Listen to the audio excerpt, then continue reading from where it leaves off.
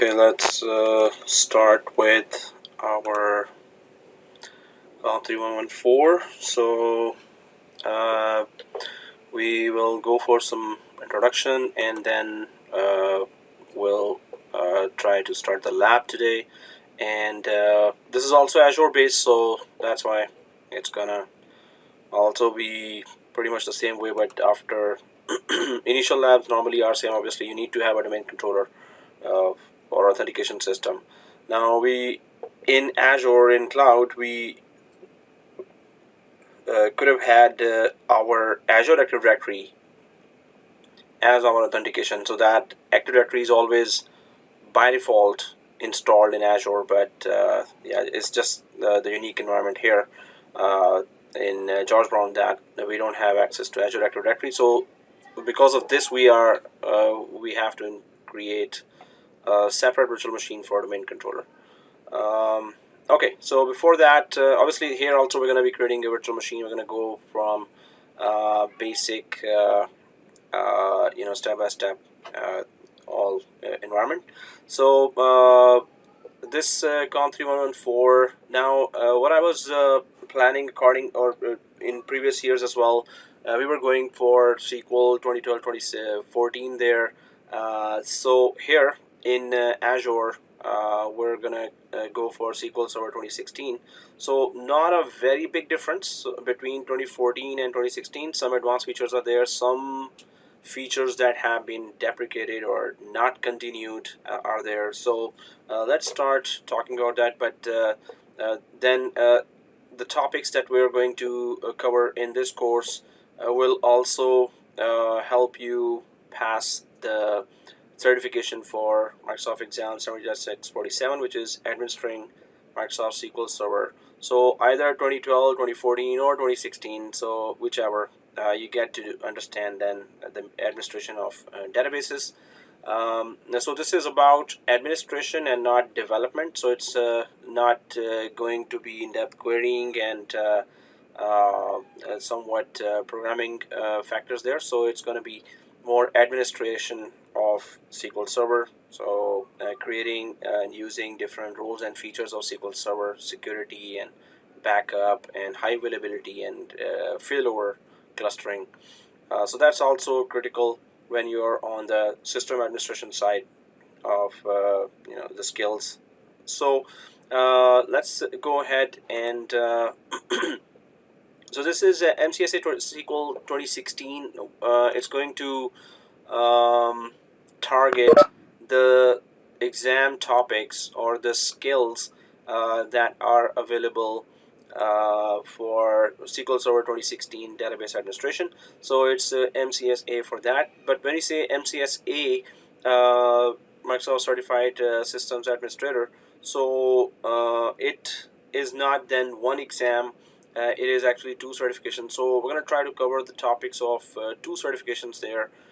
So in the end, if you are interested, then you can go for SQL Server, SQL 2016 database administration. Now there are SQL 2017 and SQL 2019, or SQL, or Structured Query Language. So there are next versions as well, 2017 and 2019. So whichever version you go for, obviously once you understand how database is deployed, how it is installed, what is the internal architecture of a database, how tables are created, and how overall database is maintained, what are some of the high availability features there. So then you can understand that it's these topics can apply for 2017, the next version, or 2019, the next version as well. So here we're talking about this SQL 2016 database administration, and this is the link for that. So I'll just click that, and this is the page. I'll just put that link there as well in the chat.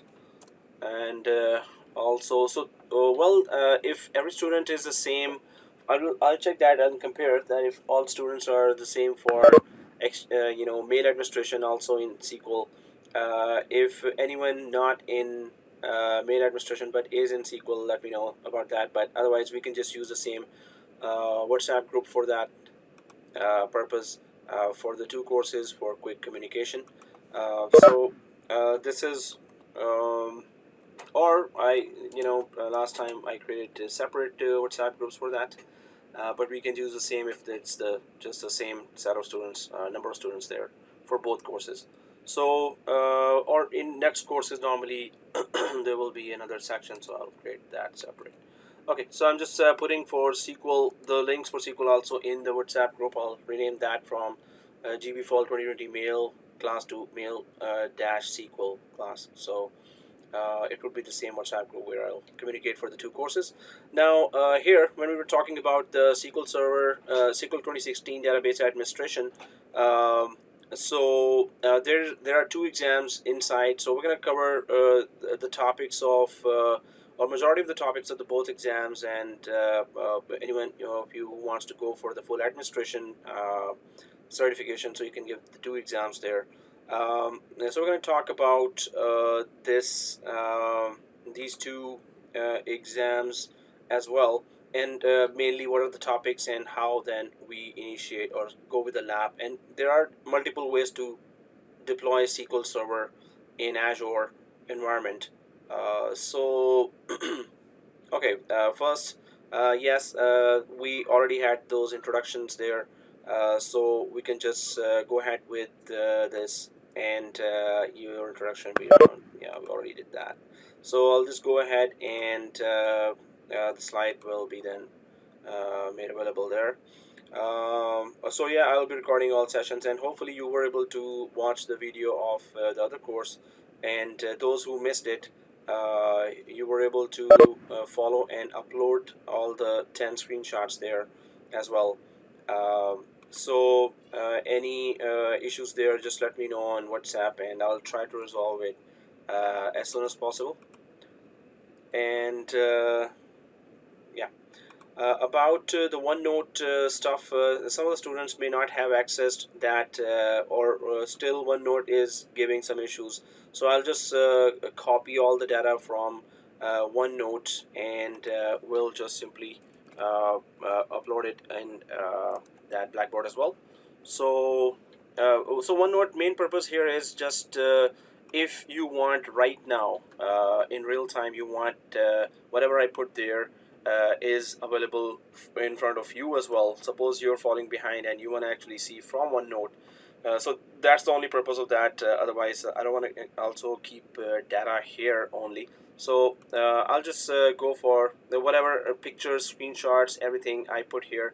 I'll just copy paste, put it in MS Word myself, and I'll just upload it on OneNote as well. So those who don't have access or have some issues will also be able to see that. Okay, so let's keep going ahead, and yes, first of all, we need to go for intro to SQL COMP3114 and the topics intro. Then what is SQL? So what's the difference between the database here and the database there in Exchange server or email server? So they also have databases. This is also about databases.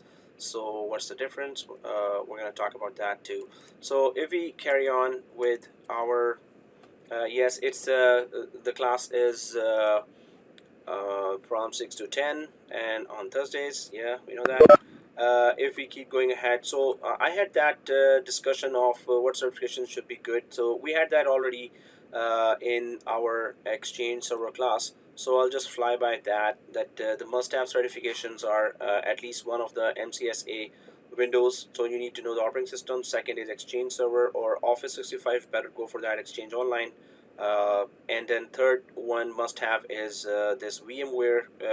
If you have that virtualization, you've gone through that, so hopefully they can give you the vouchers to give official vouchers from VMware from Josh Brown. You can ask the virtualization instructor for that. And then ITIL, CCNA are must-have exams. If you're expert in either Windows operating system or RCSA, Linux operating system, any one of those, you must be expert. Excuse me. And then the must-haves are the Azure Administrator, AZ104, Azure Architect, Azure Architect and Azure Security, and here it's Amazon Web Services Certified Solutions Architect Associate.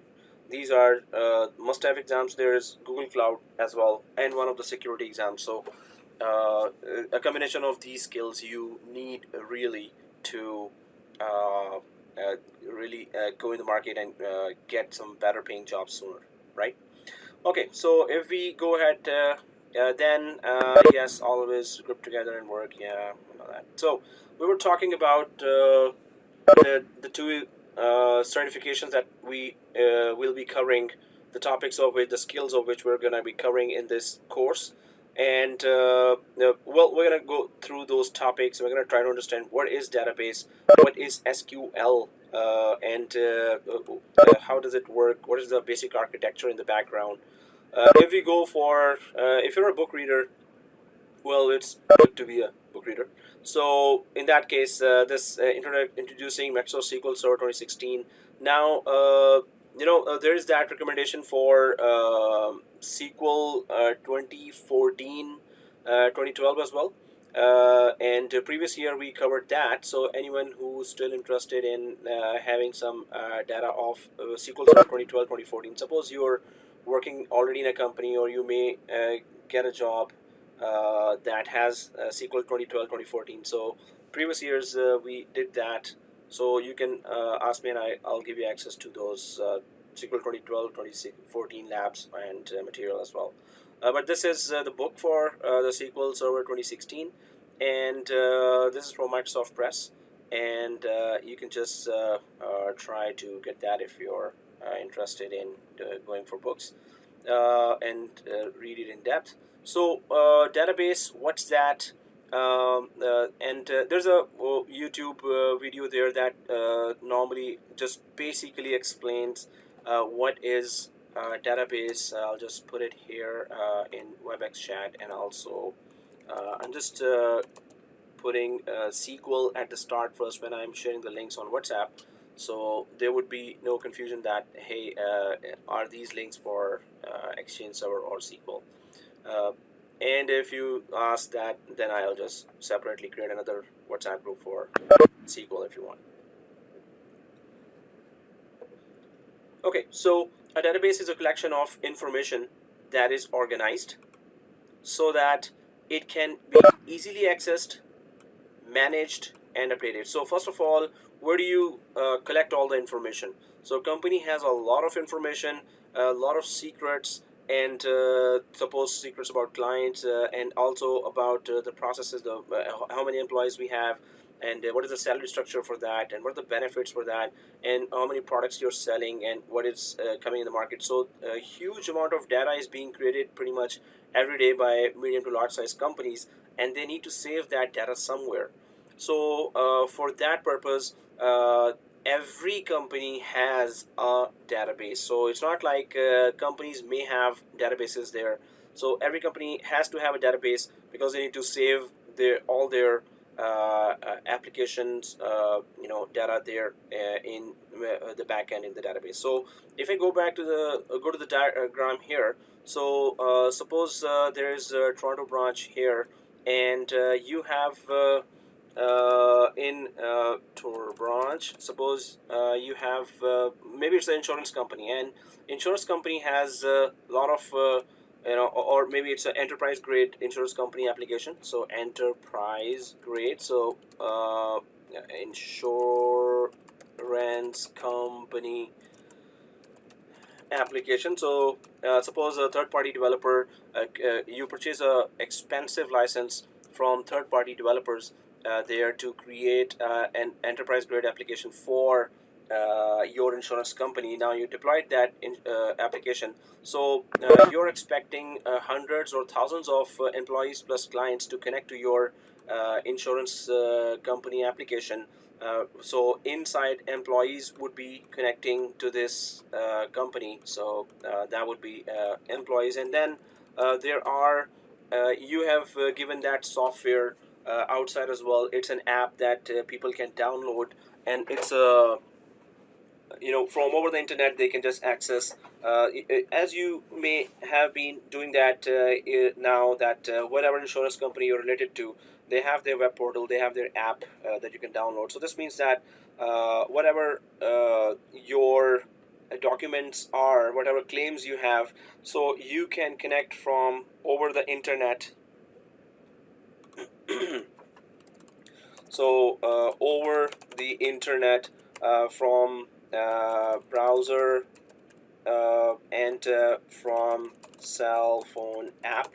So people, or thousands of insurance company clients are connecting from there, and ultimately they are connecting to that application there, and those applications are collecting data, so username, passwords, and then claims, and then what happened, approvals there, and all the other things related to insurance companies. So that data is being generated daily with large enterprises, so it has to be saved somewhere. So what happens is that when you were deploying, suppose for the first time, an insurance company application, so you would separately deploy a database server. So it would be an OS, and then there would be a SQL server there. Now, up to you which vendor you're going for the SQL server. But what's the purpose of deploying a SQL server?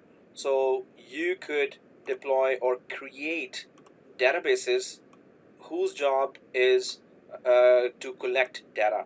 Remember that I was saying the same thing for Exchange server as well, and that was that we create databases there in mailbox server role, and its job is to collect data, but that was for email boxes. So that's called mailboxes.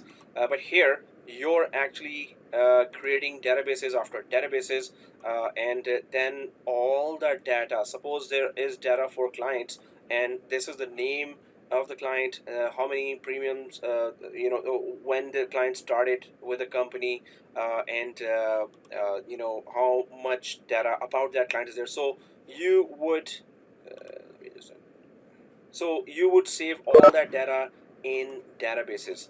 Now, this would be, it depends on what kind of data is there, and how heavy is the data, or how large is the data. Suppose it's 80,000 users that you have here, maybe 1,000 client employees there, or 2,000 employees, and 80,000, 100,000, 200,000 clients there who have insured their property, or auto insurance, or whatever insurance they took. So that's a lot of data that is coming to your application, where the data is being created, and this data is being saved into databases here in the background. So that is called back end. What do you have in the back end? Whenever they are asked that, hey, I have a front end, this is an application for, there's a web portal there for that application, but what do you got in the back end? So web portal would just simply be offering the username, password, and then very nicely created HTML pages or Java pages there with a lot of scripting going on. But in the back end, obviously, where are you saving all the data? So if it's a small environment, you would, or very small environment, then you would just create a database, or you would install a small version of SQL called SQL Express Edition on the same server where you're installing a small application there, and all the data will be saved locally. But when it's large amount of data in large organizations, then obviously you need to deploy separate SQL server, or separate SQL servers. So normally companies then hire DBAs, or database administrators there, that would have uh, long lines of databases there, database servers first of all, and inside each database servers they will have databases, or DB01. It contains thousands of tables, and each table contains rows and columns, and all rows and columns have information about users and clients. So what happens is that this all databases, when you are deploying, obviously you need to make sure that they are up and running. Suppose that a SQL server in the background is down, the users won't be able to save anything, the application won't be able to save anything there. So suppose these are all databases, this is DB01, DB02, DB03, DB for application. Maybe there are multiple applications there, and they also require dedicated databases for them. So in the background, you're deploying all the databases, and those databases are saving all the information. So first of all, we get that, okay, so in front end there are applications, enterprise applications, and in the back end they have to be connected to some kind of SQL server, and inside the SQL server will be databases, and inside the databases so suppose this is a database here, and that is one of the hundreds of databases you have in your company. So first you always have to have a virtual machine or a physical machine where SQL Server installed. Then you install database 1, database 2, 3, 4, 5, 6. Inside a database you will have tables, and so there's table 1. I'm just going for basic introduction there. So table 2, table 3, suppose, and now inside those tables would be rows and columns. So rows and columns. So these rows and columns would have information about all the users. Suppose this table number 1 is for employees, so employees table, so all the information of employees is there. This table 2 is all the clients of the company, and this table 3 is about premiums,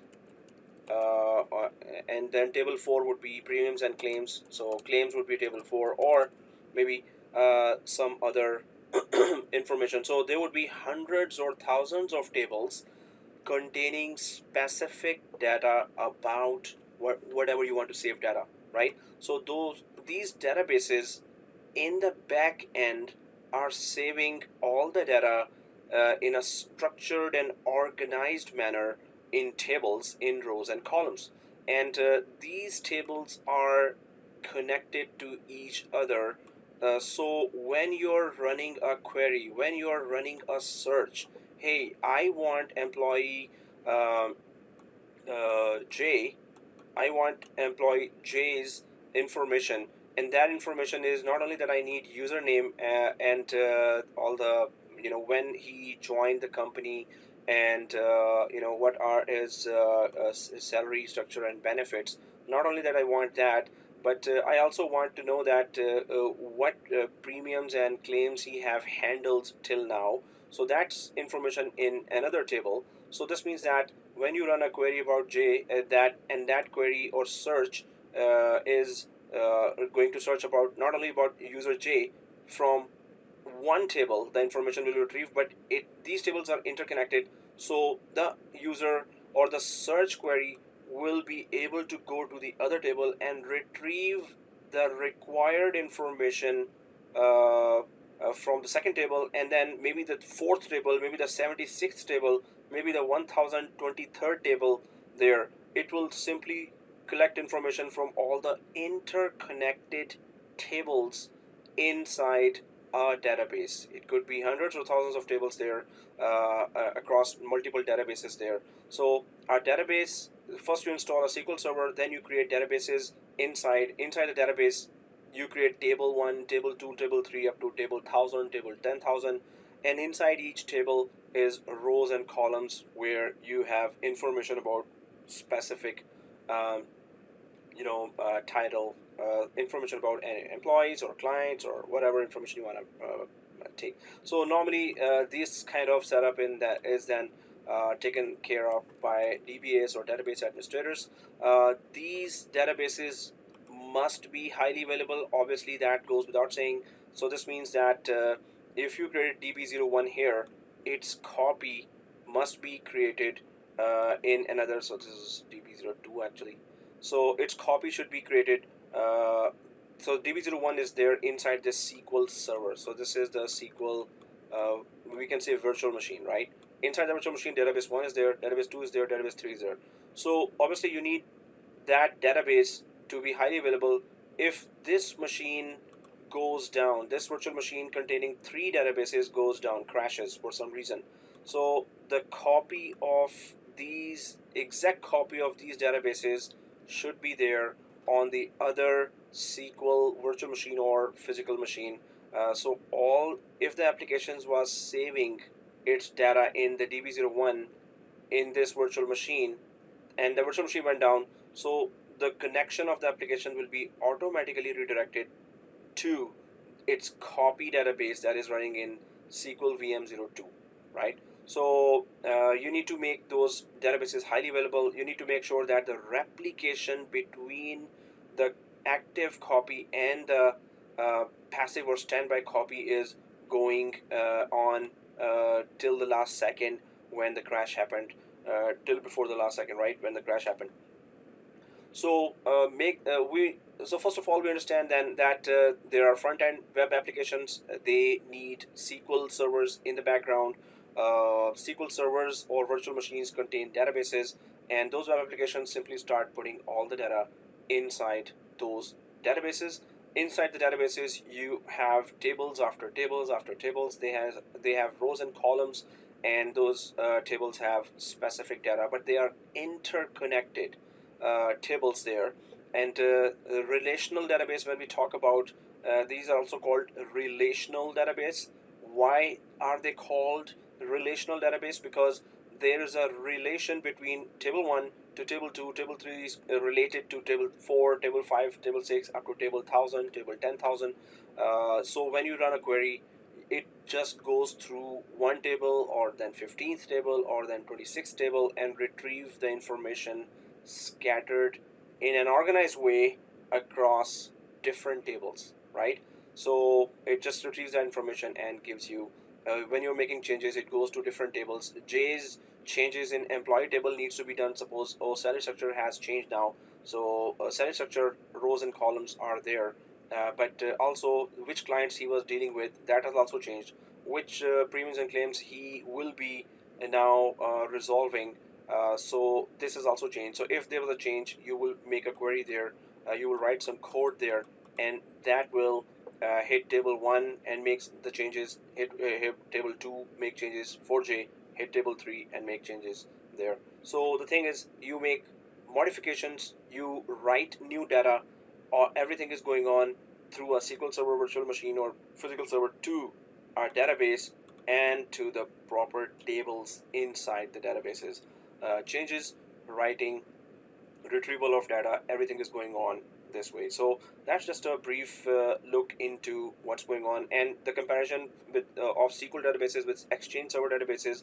The difference would be, in Exchange Server databases you would have mailboxes instead of tables with rows and columns. It will be a full mailbox of a user with all the emails inside, that would be saved in a database in Exchange Server, and it's tables and rows and columns, and organized way of storing huge amount of data that is done with SQL Server or structured query language databases there. So that's the difference between the two databases, different application databases. So this is just a brief intro to how you would place a SQL Server and in a branch, and what would be some of the responsibilities of that SQL Server. Just collecting data, then retrieving. You can always retrieve data and then write data, modify data. So that all is going on. Now so I'll just make a quick screenshot of that.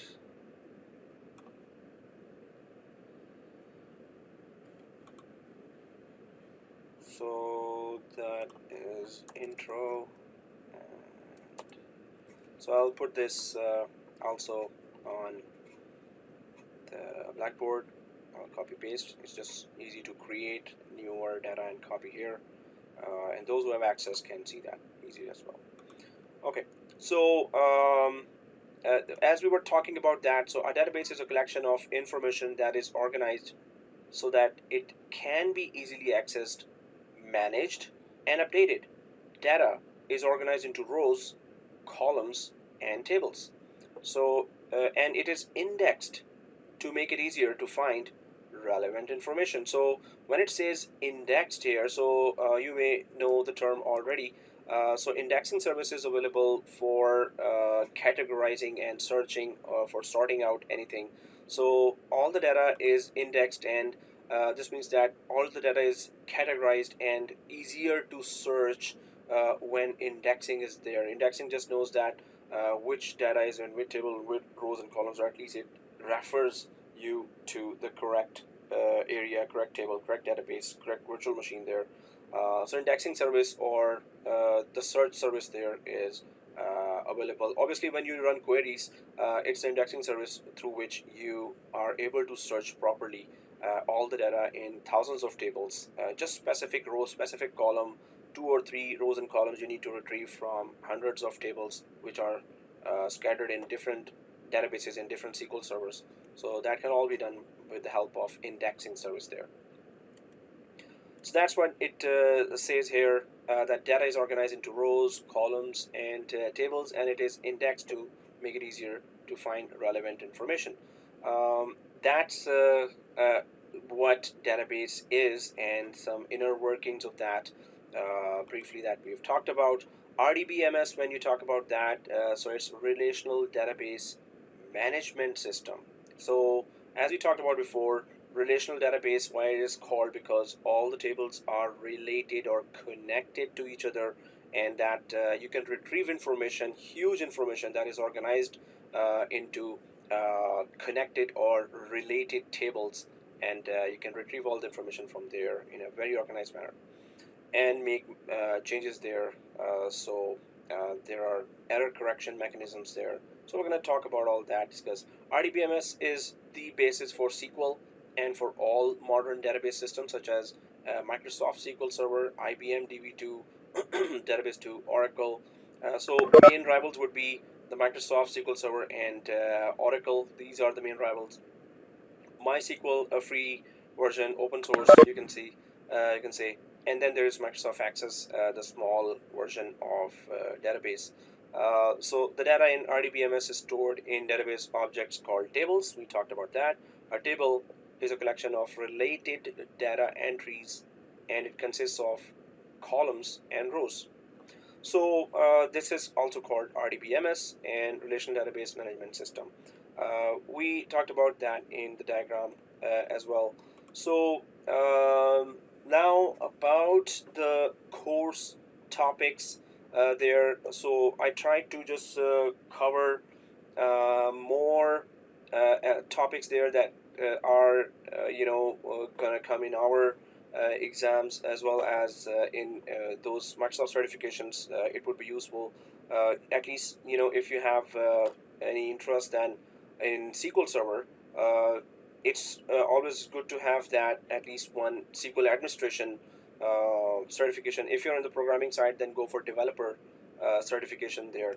Otherwise, administration for SQL Server, it's not that complicated, and you would be able to do that because all the cloud solutions now provide huge services of databases.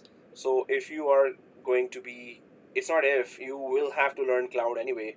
We cannot avoid now, it's part of IT infrastructure everywhere. So in cloud, they will be then expecting you to know some thing about databases there in the cloud. Okay, so these are, just admit.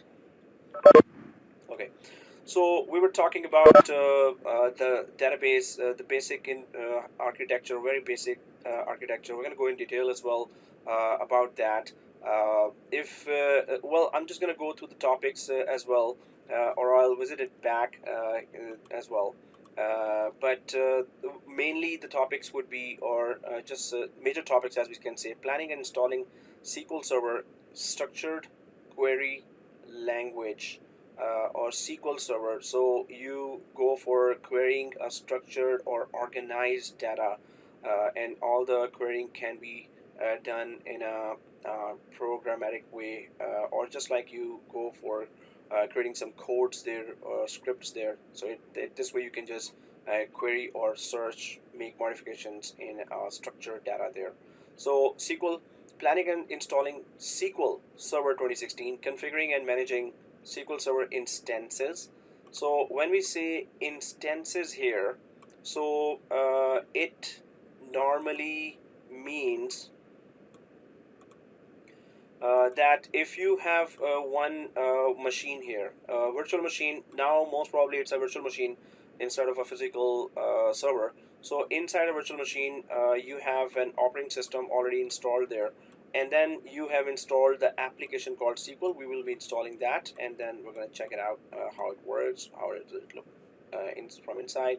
So once you install SQL Server, now this is a one instance of SQL Server in which you can create database 1, database 2, database 3, database 4, and so on. But with SQL Server, what you can do is, this DB is within instance 1. Instance 1.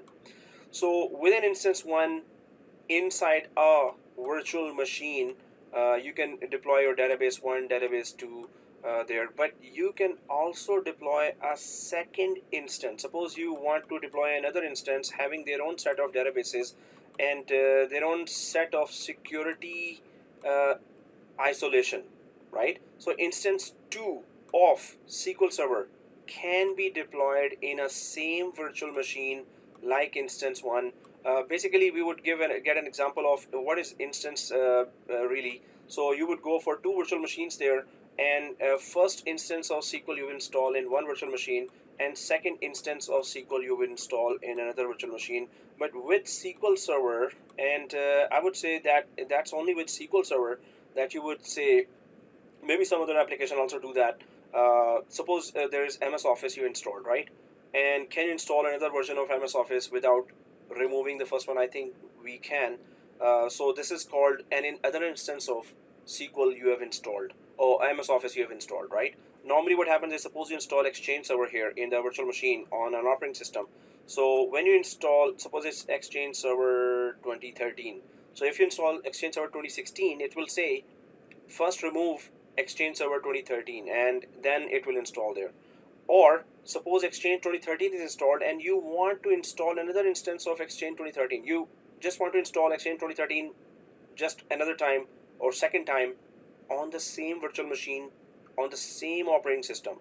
So you can't do that. You cannot. You have to. It will say, hey, you already have an Exchange 2013. How can you install another Exchange 2013 on the same machine? But in SQL Server, you can install the same SQL 2016 instance. Suppose it was Enterprise Edition. You want to install another instance of SQL Server 2016 here. So you can do that in a same virtual machine. Suppose it has huge memory. It has been given 1 terabyte memory. Now that's already in thousands of dollars. Just the memory is in thousands of dollars, right? And you have 1 TB RAM there, and you have a 32 core processor there, and you have here also 500 SSDs, that is each 1 terabyte. So that's heavy investment, right? So SSD drives. Now you want to install one instance of SQL Server and it has its own set of databases. Then you can install another sequence of instance of SQL Server that is also 2016. That is also, suppose, Enterprise Edition. This is also exact same thing you can install. That just happens on large, in a big application like SQL. As far as I know, this only happens with SQL, that you can install the same version again on the same operating system on the same hardware.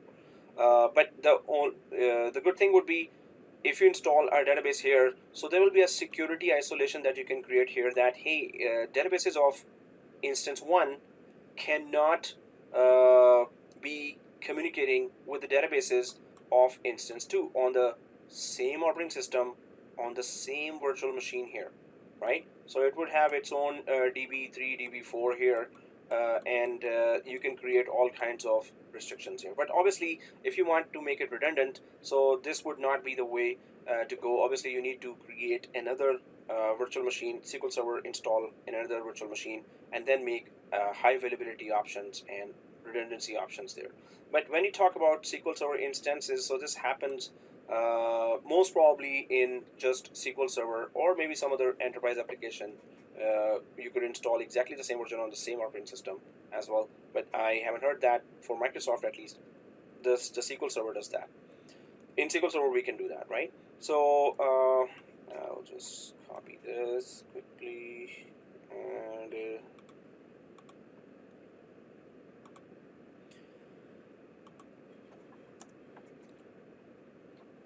okay.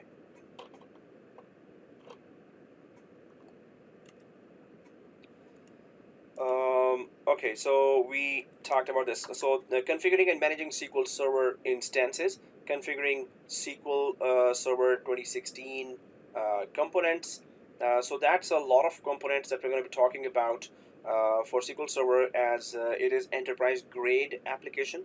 It saves all the data of the huge company, and obviously the company needs to it's always the data that is the most important entity in the company. And if the data is shared or leaked, sometimes the company goes down, crashes, goes bankrupt, because all the critical secret data, sensitive data was leaked.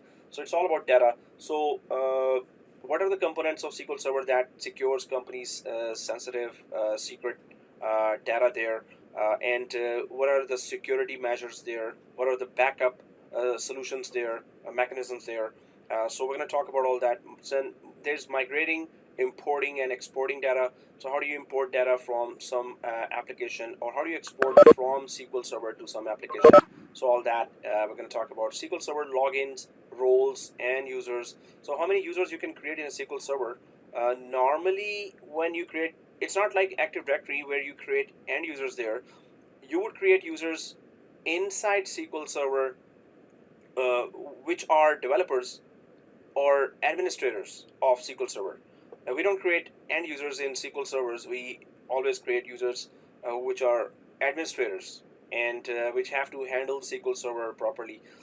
So it's not about end users, but when you do give access to developers and administrators or junior administrators, then how do you give that access to those guys? Maybe there's a contractor who's a genius in SQL, and but he or she's a contractor, right?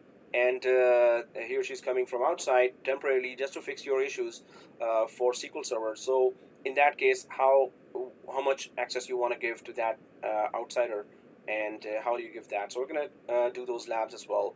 What are the roles of SQL? There are higher roles, higher privileged roles, and then there are least privileged roles as well. So how to create users, how to create Active Directory users and connect them to SQL, how to create built-in SQL Server application users which have nothing to do with Active Directory users. So we'll try to check that out. Securing SQL Server. So obviously that would be a huge topic, especially how do you encrypt data inside SQL Server. How do you encrypt each column, each row? How do you encrypt that? So we're gonna try to check that. What are the mechanisms there for this?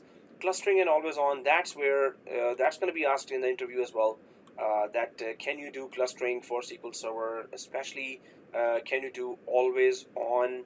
And now always on, as the word says, is that even if you lose one virtual machine of SQL Server, your databases will always be available for you to be connected. So this means obviously you would create replication there, and this replication we have mentioned there. Suppose you have two SQL servers there, and these two SQL servers, one is the actual SQL active one, and then so SQL 1, and this is a SQL 2 here. So we're talking about always on. And in the SQL Server, you have then databases here. So database 1, DB01, right? And then there is database 1's copy is here as well, DB01. And maybe there are database 2, its copy here, database 3, its copy here. So what happens is that these databases, whatever, first of all, all the information is going to the active database here. Suppose this is the active database and this is the passive database or standby database. So all the end users, or it's not the end users, it's the applications that is connecting and putting all the data here. The application is doing that, right? And this is the active one. So passive one, obviously the application will never connect. Passive is just waiting for disaster to happen, or it is your backup copy that you have there. And if you have, obviously there is something that passive must be doing other than just waiting. So normally what it's doing is that it is doing asynchronous, oh, actually sorry, synchronous replication. So we may have talked about that, synchronous replication, right? So what is that? And then there is asynchronous replication as well, async, right? That would be so synchronous replication is same time replication. So your passive database is copying. So as soon as there's a modification done on active database, at the same time the modification is being copied to the passive database as well, right? So it's almost real time. And there is when you're going for synchronous replication, first of all there's more bandwidth needed there. So obviously you will do that on LAN or faster network there. You would be using more bandwidth there, right? So when the data from active to passive is being synchronously replicated, it is called synchronous replication. And then there's async. So if it's synchronous replication, so it is nearly same time copying going on the active and the passive or standby database. Clients are all, or applications are all connected to the active one. Passive is just simply copying whatever modifications or new data is coming there and being written on active. So this is same time, more bandwidth is required for that. There is zero data loss here, zero data loss, right? So obviously when you are copying on such a level, is such a speed, then there should be zero data loss there. And ultimately then you can claim that there is no downtime as well. So that's the main thing that the boss will ask. Suppose you're giving an interview and they say that, okay, which is the feature in database that would offer no downtime at all, even if the machine crashes. So then you can explain the whole thing there, that there will be an active database and passive database. There will be synchronous replication going on that requires a lot of bandwidth. So normally the recommendation is that you go for separate network cards there. And so suppose there's a network card here for regular traffic by application, and then there's a network card there for simply copying the data, right? So you have first network card, first NIC here for LAN, right? And the other NIC would be for simply heartbeat or copying. Maybe you've heard that term heartbeat before. So it's per second heartbeat is going on. Are you live? Are you live? Are you live? And also all the copying that is going on there, that is extensive. So you would have a separate physical switch installed in this SQL database. And so this would be NIC 1 on both, and this would be NIC 2 on both. So NIC, you can even have more NIC network interface cards there, right? NIC or network interface cards. You can do NIC teaming there, but the thing is that you would have separate network card on the machine, virtual network card on a virtual machine, that would connect through a separate virtual switch to another virtual network card in that is dedicated just for copying, and application data is going through another network card to the active machines database one, right? So this is how then in always on you have exact copying going on. And if that disaster do strike and this machine goes down, so this machine is ready because it was saving all data till the last second. So there will be failover would occur right away seamlessly. Failover would occur seamlessly from the active database to the passive, passive becoming now active, and all the applications would be connected to this database. And well, the thing is, the main big thing would be that there will be no downtime there. So this is possible with clustering and always on features. So it's not that easy to configure, but obviously you need to know that. You must learn how to do that. Since we are on Azure, so it's going to be even more a bit different than you would have configured it on a on-premises local branch environment on a virtualization platform like VMware or Hyper-V, or even physical servers. So this is just an idea about clustering and always on.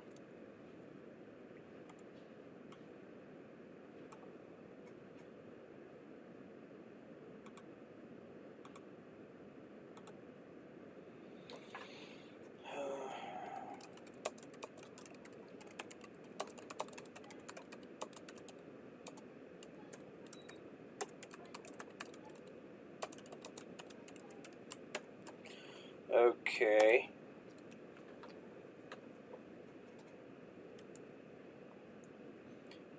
So we were talking about clustering and always on. Then there's troubleshooting SQL Server. So obviously, when you have a lot of inside experience, the knowledge of inside out of the SQL Server, you would be able to troubleshoot as well. If the SQL Server goes down, why SQL Server is performing low, how to increase RAM in a virtual SQL Server or in Azure environment, and how much RAM should be given there. So planning and then also troubleshooting there, why tables are not being retrieved. So all these kinds of issues that could come.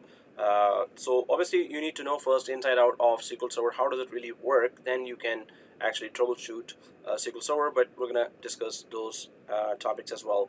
Indexes and concurrency. So it is also concurrent supply of or copying of data between the databases, how to make that happen, and also then how to handle indexing there. What are the issues involved with that?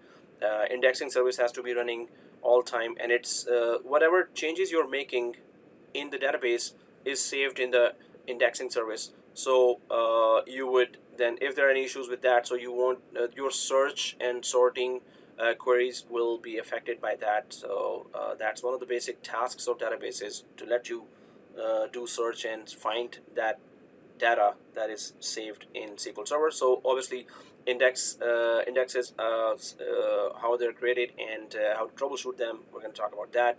Then there is SQL Server agent, backup and restore. That's also a critical component there that we're going to talk about. There are some component discussion detail also that we're going to be talking, and but this is these are the major topics for SQL Server database there. So if we go down the road ahead, is we try to understand the concept and discuss topics. We do the lab together, screenshots of important configuration screens, upload them. Well, okay, so that's how we already find out that format in our mail administration class. Maybe those who are not part of the mail administration, it would be new for them. So how would our lab be? Now we still have to discuss some more of the topics there, and then we're going to start the lab. And for that, I'm just going to go quick for, yeah, this is the plan of the lab that we will, what do we do in Azure? Basically what we did in Exchange Server also, we're going to create that here as well. But there are multiple ways to deploy Azure. I need to discuss that too. So I'm just going to revisit this lab, SQL deployment, and our lab. We're going to discuss that. But before that, well, we have talked about what is SQL Server. SQL stands for Structured Query Language. SQL lets you access and manipulate databases. SQL is an ANSI standard, or American National Standards Institute. But what can it do? So then on the technical side, what day-to-day tasks you can do with SQL Server. So SQL can execute queries against a database. So when you do create a database and there's a lot of tables inside and rows and columns for a huge amount of information, it can execute queries against that. So what is query? Suppose you want to search for some information, you want to change some information in the table, you run queries for that. So you can run execute queries against our database. We're going to be doing that. So SQL can retrieve data from our database. So obviously retrieval task you can do. You can insert records in a database. You can update record. So record would be an information in a row or a column that you would change or insert. So insert records, update records, delete records, you can do that. Create new databases, you can do that. We're going to be doing that with a graphical user interface as well as excuse me, with queries. Create new tables in a database, that's what you can do. Create stored procedures, which is a collection of automated tasks are called stored procedures. So you can do that. And then there is create views in a database, and then set permissions on tables and procedures. So normally day-to-day tasks are this that you can do against a database there. And well, there are additions and supported features of SQL Server 2016. So how many additions are there? So this is the link that fully discusses about the additions of SQL Server. So I'll just put it there, and it's about SQL dash and yeah, obviously, well, the slide would be there, but I'll still put that here in SQL Server 2016 additions. Okay, now here there are some SQL additions there as well. So obviously we need to know that what addition are we deploying and what features that addition has. So this means that we can then know that what kind of features we can test as well. So installation requirements vary based on your application needs. So when we say application needs, the requirements vary. So if we go back to our diagram, then if you have like thousands, it's a small company, obviously your application need would be small, so you would not go for enterprise edition of SQL Server. You would go for express edition, which is a free one actually. And if it's a very small number of users and you need a small database, and obviously if you have 100,000 users or employees and clients, then you would have many databases. But what type of edition you would want, what edition of SQL Server you want, it would be then the enterprise edition or standard edition. Or so you need to decide that first, that hey, which edition I should be going for in a company when they do ask in the interview, or they ask you, hey, how about we deploy a database. So you would be asking a lot of questions, that how many users are there, how many applications, and what kind of data, what amount of data the applications create daily, and what kind of data is that. So you would be having a lot of questions there. Then you would decide that what edition of SQL you would create there. So installation requirements vary based on your application needs. The different editions of SQL Server accommodate the unique performance, runtime, so live, whatever data is available right away then and there, and price requirements of organizations and individuals. So obviously, even if you need enterprise edition, maybe the company has budget restraints, then you have to decide if you can still manage with, instead of enterprise edition, can you manage with standard edition and still make everything work for your company, saving some license fee there for your company. So if you know what are the features there, then obviously you will be able to decide that. The SQL Server components that you install also depend on your specific requirement. So you install a SQL Server first of all, but what extra components you need to install for a SQL Server? So that would also be really critical for you to understand. So if we go ahead a little, then there is the following sections help you understand how to make the best choice among the editions and components available in SQL Server. The SQL Server Evaluation Edition is available for a 180-day or 6-month trial period. So we can deploy an evaluation edition. You can play with that evaluation edition for 6 months. That's more than enough time to play with all the features. So there are these, the following table describes the editions of SQL Server. So that's Enterprise Edition, Standard Edition, Web Edition, Developer Edition, and the free one, Express Edition. So these are all the versions or editions there. Now guys, what we can do is we can also initiate some portion of our lab as well, and wherever we are done with some part of the lab, we can still come back to the SQL Server editions there as well. So we're going to continue from here. About the talk about the components and addition, and but we have to also create on this day 2 actually our lab as well, right? And obviously wherever the lab is taking too much time, we're gonna switch to again back to our server editions and what we need to know more. Okay, so I'm going to come back to this SQL Server Editions in slide number 29. But before that, we needed to go for checking about our lab as well. So some portion of the lab, if it is up and running, so by week 3, we should be done with SQL installation as well. Obviously, everything has to be in place properly for the rest of the installation throughout the course to be perfect. So in SQL, so first of all, lab SQL deployment. So in Azure, we can deploy databases multiple ways. So there is infrastructure as a service. We talked about that before as well, where you can create your own virtual machine, create your own virtual network, and store databases and storage. So here, what we do is we deploy databases.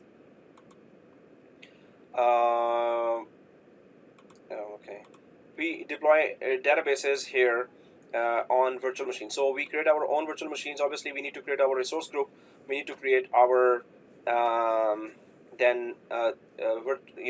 VNet or virtual network, and within that VNet or private network, we can then deploy our virtual machines and deploy a SQL Server just like we would have deployed in our George Brown College desktops there. But then there is another way to deploy a SQL Server, and that is Platform as a Service or PaaS, and that is where we have Azure Active Directory already installed. So that's what we don't have in our free environment, that we don't have a very critical portion called Azure Active Directory. And that would be the reason that we would go for IaaS based deployment of our SQL Server.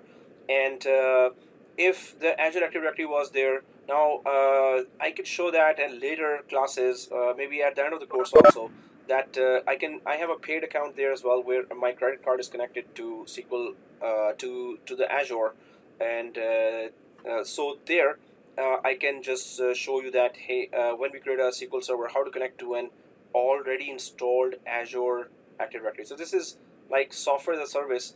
It's already just installed. You don't have to worry about the underlying operating system of the Active Directory or RAM or CPU or anything, the hardware of it, virtual hardware. It's just installed and ready to be used. So normally SQL Server takes benefit of that. When you deploy a SQL Server, you can actually connect to an already installed Azure AD, which we don't have. So we're going to install our own VM, install the Active Directory inside that, and we're going to go for the second VM, just like, install SQL Server, make a member server first of all, then join it to domain, then install SQL Server. So that is the second, the PaaS, the platform as a service. We create SQL instances. So why we're talking about platform as a service, or what's the difference between this IaaS and platform as a service? Aren't we deploying SQL on both sides, both ways? So here we need to still create a virtual machine, and inside the virtual machine, okay, we understand there will be OS already there. All we need to do is join it to domain and deploy SQL ourselves. But when we talk about, now this is this we're talking about here, what happens is that when you create a virtual machine, so you can just create a SQL server, separate machine there, SQL server, and then you create separately a database and attach that to this SQL server. So SQL server has an OS already installed and some SQL server files are already there, right? So here up there we need to install the whole thing ourselves manually on an operating system. Here SQL server is already installed, and then we create database separately and we deploy that. So in Azure you can do that too. So we're gonna try this. So at least in the when you go out in the market or for university when you go there, so you would know this way as well. But this is in contracts, we deploy this way as well in Azure. So you just choose a machine that already has a SQL installed and you separately deploy a database to it. And then the SaaS model, and that is software as a service, where SQL is simply installed and ready to be customized. So you don't have to go through creating a virtual machine. You don't have to choose anything there in terms of OS or virtual machine or virtual hardware. It's simply installed and ready to be used. So already installed, ready to be used without any process of deploying anything. So that is called SaaS process. We're gonna try to check out all three in Azure, but right now we need to go for this infrastructure as a service. And obviously what we can do for today, we're just gonna do that. At least we're gonna reach the member server joining the domain. We'll try to reach that at least. That is another thing.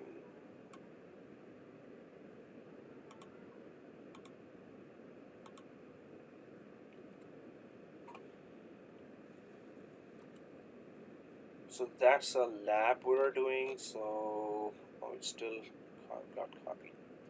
Right. So I'm just gonna go back. Yeah. So let's do the lab now. And what is our lab? So we talked about this, but now we're gonna start this lab here. So we will have to create our lab on Azure Cloud. We will create a resource group, just like in last class. We will create a VNet and a subnet.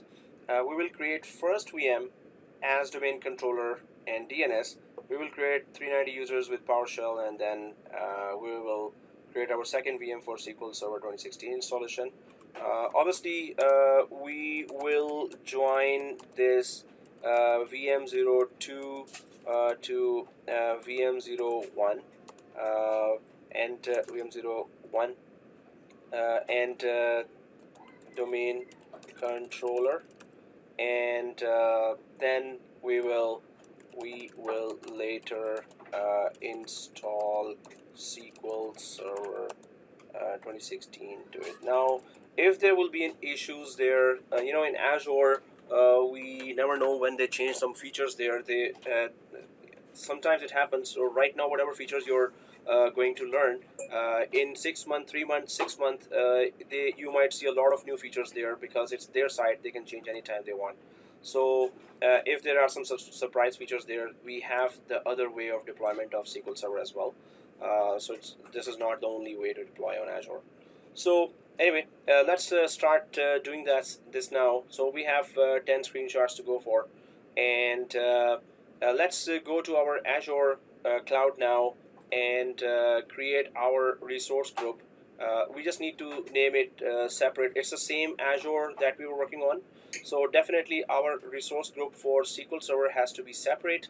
Our VNet for SQL Server has to be separate. So we're going to try to name it separately from, so our labs would not mix for Exchange Server and for SQL Server. It's the same set of machines there. Okay, so let's go to our SQL Server there. It did not get copied.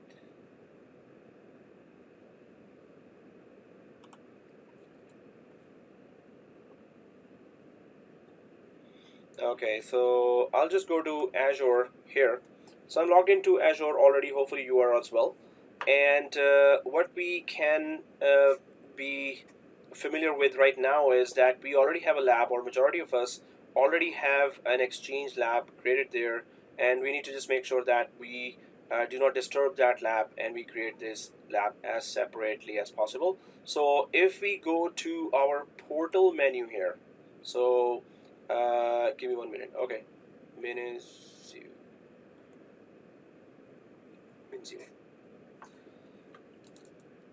oh, you're good, or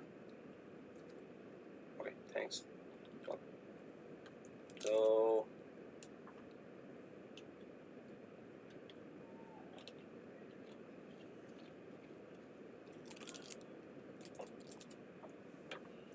so what we are trying to really check is that our previous resource group is created, and what is the name of that resource group that we are trying to see here. So whatever we have used before, these all, well, you haven't used that, but I did SQL Server, so that this might be not be showing to you, but it is showing to me. So what we need to go for is, hopefully means you maybe you're there now. So I'm going to go to the portal menu here, this one, portal menu, right? Portal menu. And then I'm going to go to this resource group here, this one, resource groups. So this resource groups here, if I click, so you can see that, well, ignore that I have a lot of resource group. Maybe you already have network watcher there, and maybe you have, well, not maybe, you will have your first name GB, and that's RG15 September. So today is 17 September. Obviously, we're going to create a separate resource group for which will be called named as today's date, and also we will add SQL word there as well to make sure that that resource group is separate and this is separate. So I'm going to click that add button now for resource group, and let's click add. And we talked about resource group before as well, that it is to organize resources. There are some policies you can implement there, and also that you can, when you delete the resource group, everything inside gets deleted as well. So what we can do is we can just go for your first name there, RG, your first name there, RG, and then dash SQL. Let's make it caps. So we would know. So all our resources, we're going to try to put SQL there as well now, so you would know that these sources are belonging to SQL. So your first name, RG dash SQL and dash today's date, 17Sept2020, right?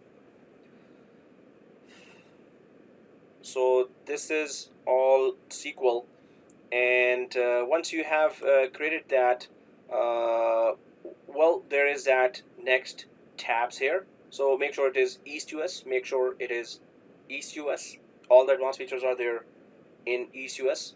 So if it is Canada Central, just go back to East US. So item is please try again later. Oh, Eric says mine says the marketplace item is unavailable, please try again later. For exactly this page. That's strange. So if there's a screenshot, or you can just close this and then create that again. Close this and go for resource group, and then create it again.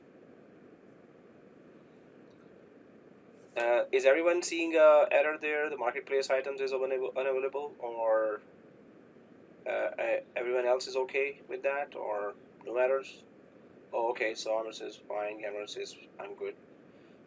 Eric, why is it coming to? So you can just close and refresh, and or sign out, sign in, and then just create a resource group. I think it should work. Okay, and Eric says currently unable to launch create for this marketplace item dot Microsoft. Oh, okay. Yeah, sign out, sign in, and make sure, guys, sometimes the browser is also playing tricks on us, and this happens a lot when you are only working in browsers. Then sign out. If you have multiple windows open for Azure, sign out from each window. So this can happen to any one of us, so that it's just acting weird and giving errors. So sign out. Suppose that I'm logged in from 3 windows here, and 3 windows, right? So I will sign out from here, then I will sign out from second window, then I will sign out from third window, then close all the browsers, all. Then only open just one browser, and then log in from that. And the worst case scenario is that if it's still acting up, so you can simply go to, if it's a Chrome, you can go to more tools, and there is a clear browsing data. Now that's unfortunate that that would be the last choice, because then it will whatever you have saved other websites will also, it will, whatever you have cached there will also be gone. But this is also part of the troubleshooting, that sometimes it's just giving you errors while it's good for everyone. At the end, this is a last resort, you just clear browsing data from there, so it's browsing really. So what is the name of the RG again? Yeah, this one. Your first name, RG-SQL 17Sept2020. So guys, that would be our first screenshot as well. Just take that screenshot here.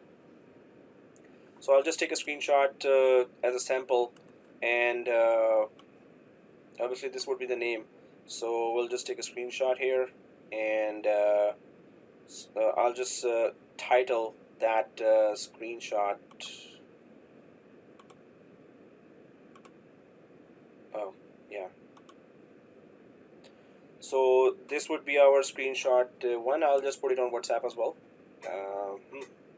So screenshot one is creating RG for SQL. Screenshot one is creating RG for SQL, and I'll put that there, as well as in if I put in WhatsApp, hopefully it's not very confusing. So screenshot one and creating RG for SQL, and I'll just put that screenshot now.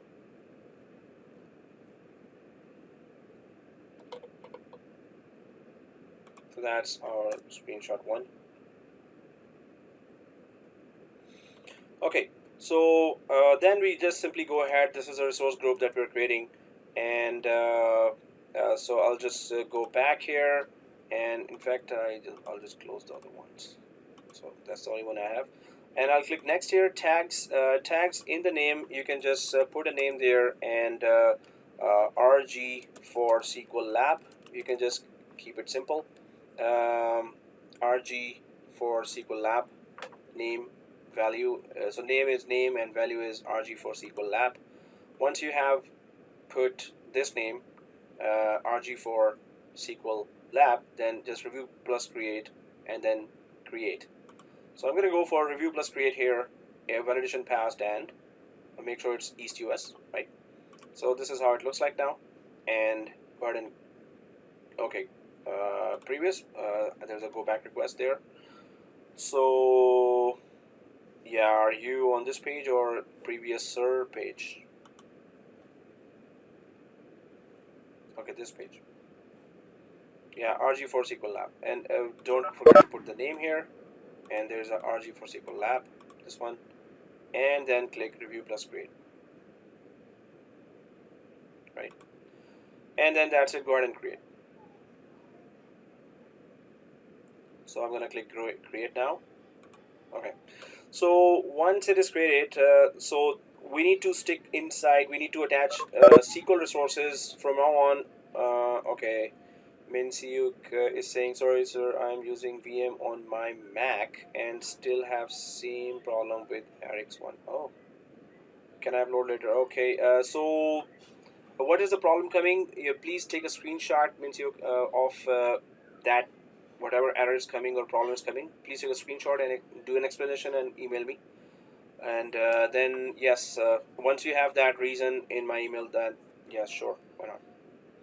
Okay guys, so let's go ahead and create that VNet. So we need to create a virtual network now. That diagram I did create for previous lab as well. So we have to define a resource group. So create an RG, we did that. Then create a VNet, we are about to do that now. And then we're gonna go for create VM01 and configure everything inside, and then create VM02 and join it to domain. So that would be the major steps. But let's go for VNet now. So in VNet, so suppose this is the VNet, and we will have to give a range here. So whatever range will be there available for me, I'm just gonna put that there. So it will be your first name, VNet, and just we need to put SQL here as well, and whatever IP range that I see there. And my suggestion would be that you can put that same range. Otherwise, you can just go for whatever range is available for you, if in case you don't get confused with that. So there will be a subnet here created. We're going to be creating a subnet. Your first name, subnet1 SQL. So we're going to be creating that, and IP range there as well. So we're going to give that. After that, we're going to be creating the 2 virtual machines. Hopefully we are able to create 2 virtual machines there.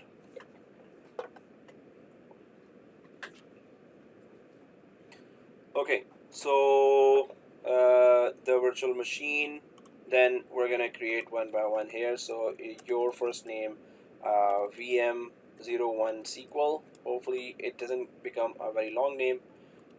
And then your first name, VM02 SQL. Okay, let's do that. We're going to be creating resource groups for those as well. So as we create those, so there will be a resource group for this machine, and hopefully we oh sorry, resource group we already created. The NSG, network security group, NSG, to allow allow the traffic, right? So allow RDP and Icmp traffic. So this NSG, remember we created yesterday as well. So we're just going to create that for SQL. So suppose now we can use the network security group that allows and blocks traffic from the sources, different source and destination. So we can create that NSG. We can use that NSG that we created in last class, right? But maybe we need to allow some more traffic here. So that's why we're going to create a separate NSG for SQL. We're going to use it for both SQL virtual machines here. So the network security group will be creating that too. So these are the components that we're about to create now. So let's do that. And I'm just going to go back here to my to our Azure. And this is okay. Resource group is created, right? So I'm going to go to portal menu here, the portal menu, and then go down to the VNet, which is this virtual networks. So let's click that virtual networks here. And in the virtual networks, we already have that virtual network that we created in last class. It was just your first name VNet. So we're going to click the add button here inside virtual networks. And well, yeah. So now it's asking, hey, which resource group are you attaching this resource or virtual network or private virtual network? So I'm just going to go down, and we have our SQL resource group. So onwards, we will use this resource group for this course, and the others, resource group for the other course. So whichever is written, SQL is not written, it's for Exchange. We could have written Exchange there as well. But here it's SQL. So I'm just going to select that SQL, and then we go for the virtual network. So your first name, VNet dash SQL. Your first name, VNet dash SQL. So all resources are being attached to resource group. And then Hi. Yeah. Can you come? Sorry, again. What are you saying? Can you come back a little bit? Back. Well, that's the first screen, and let me show you how I came there.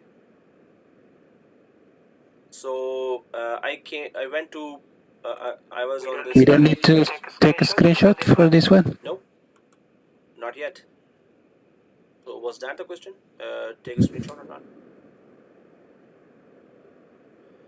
So I'm just showing you that I went to portal menu, and then I went to the virtual networks, this one. And once you click that, then simply click add. That's all we did.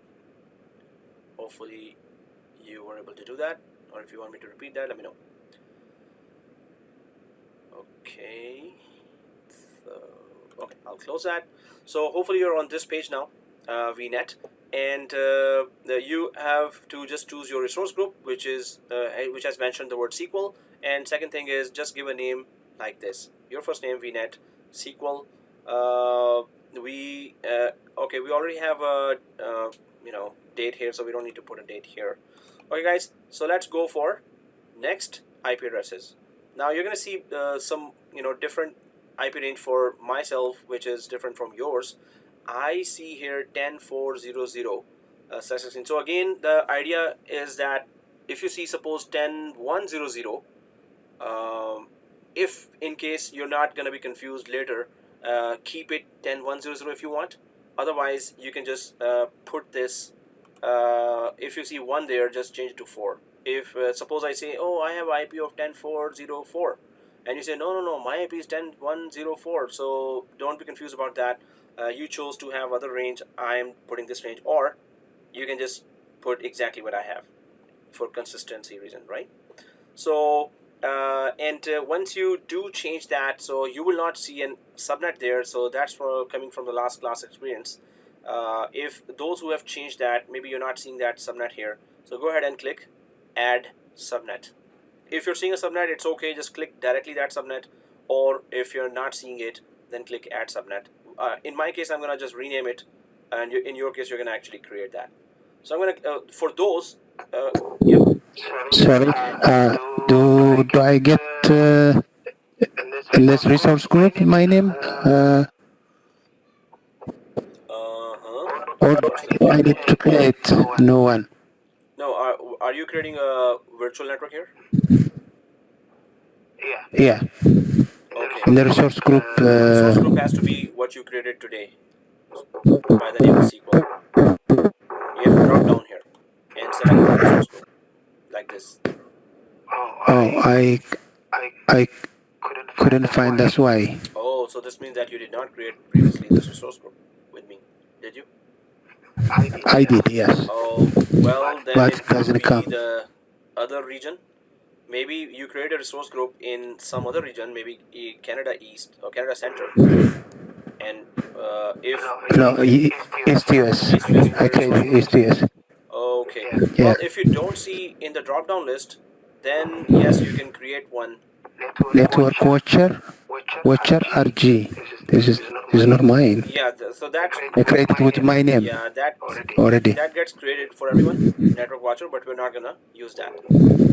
So if you don't see yours, you can actually create new. I have to go back? No, are you on the virtual network page? Yes. So you see the create new here? Yes, I do. If I click that create new, go ahead and click that. So resource group is a container that holds, yeah. So you can just give exact that name which I gave. But maybe if it is created somewhere else, so just change at the end, just type 1 here or dash or hyphen just to make a change from the previous one. What is that? I couldn't see that one. My name and oh, your first name mm-hmm. RG dash RG. SQL SQL Okay. dash SQL and dash today's date 17. Oh, dash. Okay. Okay, thank you. SEPT 2020. Okay. Thank you so much. Okay, so I'm gonna cancel out from here, but you can just press OK and just create that group, secure a resource group. And once you've created that resource group and press OK and selected that, then so Tibelda, you have to give that name as well. Your first name vnet-SQL. So hopefully you're giving that name now. Your first name vnet-SQL in the name here. And yes, make sure this region is East US. Oh,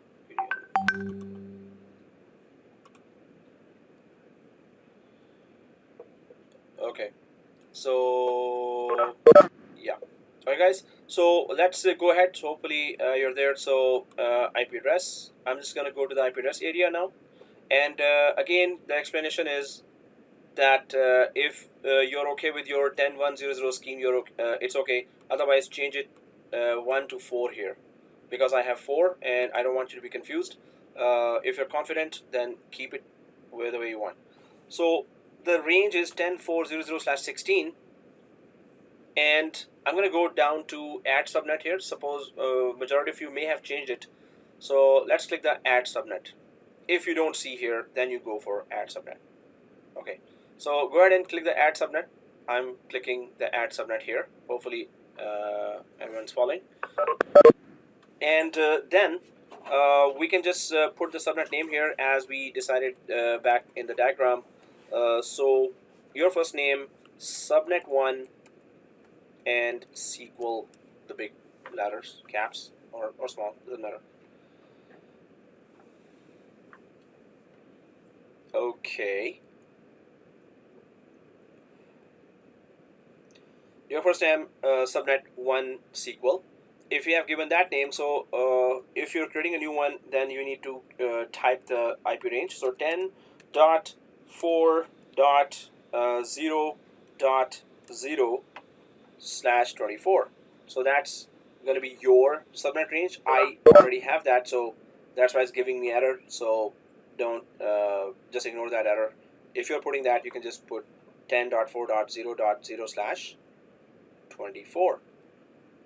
The rest you don't have to click that. Is it going to connect any services? Yeah. Hello. If we have the default, can we keep the one, Yeah, or keep the we default need to one if you create? have the default. So this means that you did Have not the default. change the above range there. It is 10.100 for you, right? You didn't make a change here where I'm showing here. But it's okay. Whatever your IP is, it's okay. Okay. Thank you. So why we don't use the same one, 10.4.0.0? Yeah, we can use the same one, but that's what I'm saying. Just use the same one. If someone wants to go with their own IP, it's up to them. So it's an option, but they better use the same one for consistency reason. Okay, I'm just gonna cancel out from here because I already have it. Yeah. Oh, you're saying /16. Don't use /16 for.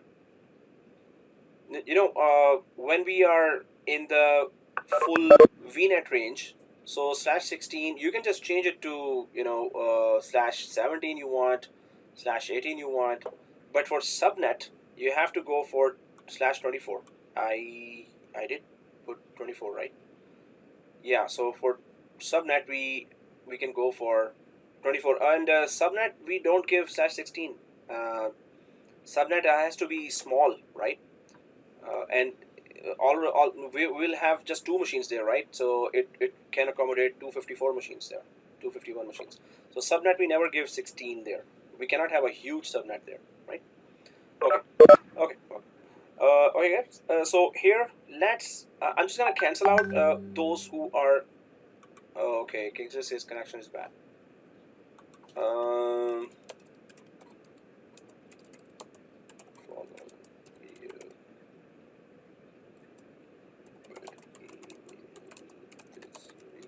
Okay, let's go ahead guys, and here I'm gonna click the default because it is already created there. So those who wanted to create a new one, I just showed you how, and for the default I still need to I'm gonna click the default here, and I'll just change the name because I already have the IP. So those who had the default can change the name now, and your first name and subnet1 and what? Yes. Hey guys, please, if you have anything to say, then come on mic, otherwise mute the mic. So I'm just gonna save that. So now your subnet and your VNet should be the same. Should be exactly as mine, the same. That's what I meant, but it should be /16 and /24. If you got this exactly like I have, then click security. If you got this exactly as I have, then click security, right? So in the security, we talked about in last class as well that the Bastion host, the distributed denial of service protection standard, standard version, and firewall. So we don't need those security. These two are DDoS and firewall are security features, while bastion host just means that one first subnet or first machine is public VM and the rest of the machines are private VMs. So, and first subnet can be public subnet that everyone can connect to, and rest of the subnets can be private subnets. So through first subnet, you can connect to the previous private subnet. Please, can you go back? Yeah. Hello. Yeah. Okay. Well, I didn't get what you said, but Conley says, Prof, I think you forgot to check the subnet. Oh, okay, that was too sad. Why do I always do that? Seriously. Thank you, sir. And your first name, subnet 1 SQL, and security. And okay, guys, let's go ahead. So let's click tags here, and in the tag. Excuse me, sir. Yeah. Please, can you go back? Yeah. So back. I wanna. So what name is the instance detail for the basic? Sorry, I just got connected again. Oh, instance. Yes, for the basic. Can you go? So are you on VNet? Yeah. Yes, I'm on VNet. Yes. Did you fill the first page? Yes. The name for the instance details. What is it? Just the first name? Dash SQL, right? Yeah, I think so. Your first name VNet-SQL SQL. Okay. Yeah. So that's just a virtual network. We haven't created the instance yet, or the virtual machine. Okay. Yeah. So you got that right. The next page, please. The subnet is still the same. Yeah, 10400/16, and the subnet name should be your first name subnet 1 SQL. Okay. 10400/24. Right. Subnet. Sorry, the subnet name again. Sorry if I do the dash. Yeah. So you have the default subnet already. I'm adding it now. Okay, so this means you don't have a subnet and you're adding it.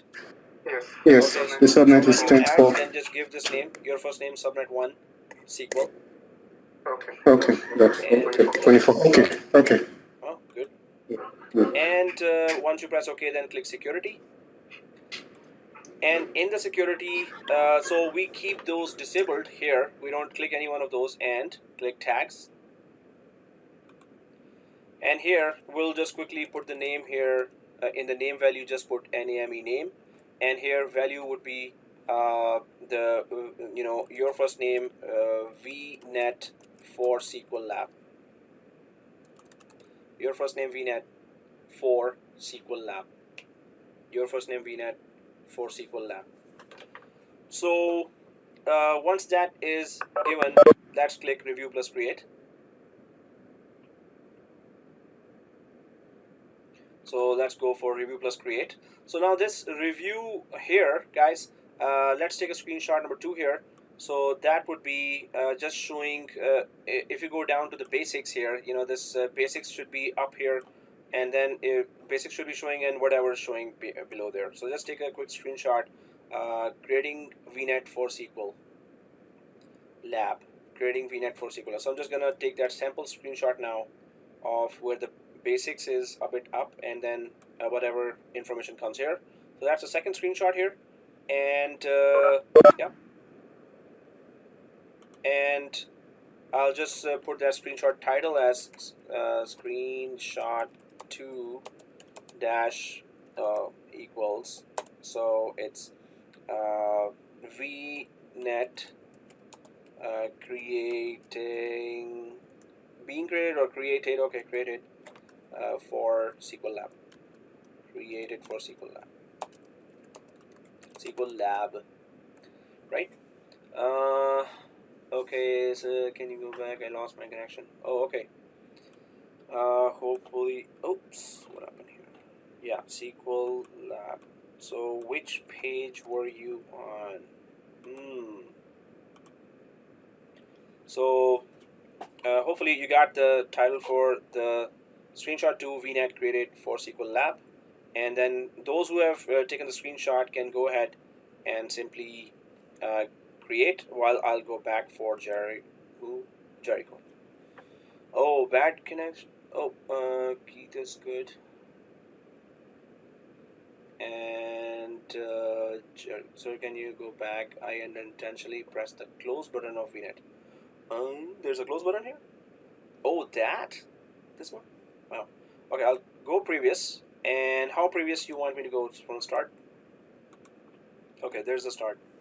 So you create a VNet. There's a resource group you select from the basics. Basics means what?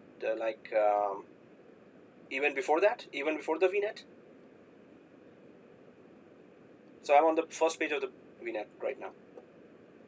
Yeah, just VNet. So if you want me to show that where did I go to create the VNet, so I'll just open a duplicate. So I'm going to go to the portal menu on the top left side here. Portal menu. Then we go down to virtual networks like this. Virtual network. So portal menu, virtual network. And then you're on the virtual network page here.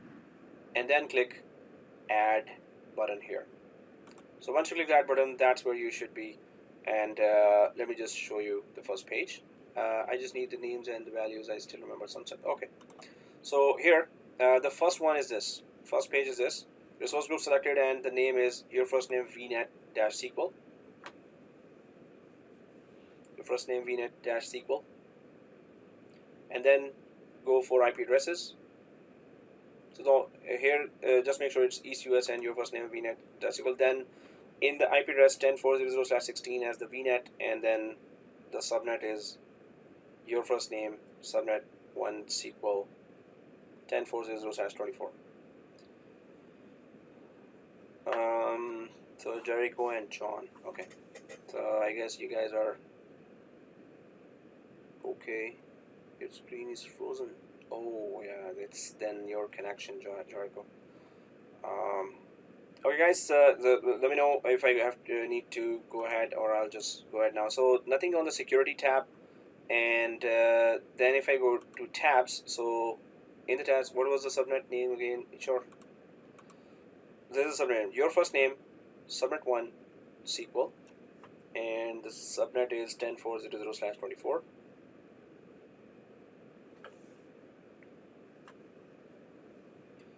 No problem. So your first name, subnet 1 SQL, and 10.4.0/24. And then we go for, if you're done, let me know. So for the tag value, yeah. So nothing in security, and the tag is name, has just name as the value, and value for here this one is your first name VNet for SQL Lab. Your first name VNet for SQL Lab. Then guys, review plus create, and you need to take a screenshot there, and then create. Review plus create. Okay, so review plus create, just take a screenshot where you go down to the basics, and then go ahead and click create. So I'm going to click create now. So take a screenshot here. Screenshot name is creating VNet for SQL Lab. Screenshot name is creating VNet for SQL Lab.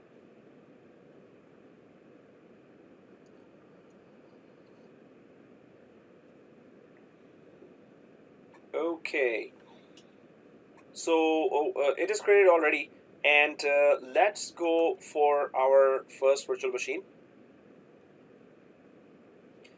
And we got the resource group, we got the VNet. Let's go to portal menu here, this one, portal menu, this one, right?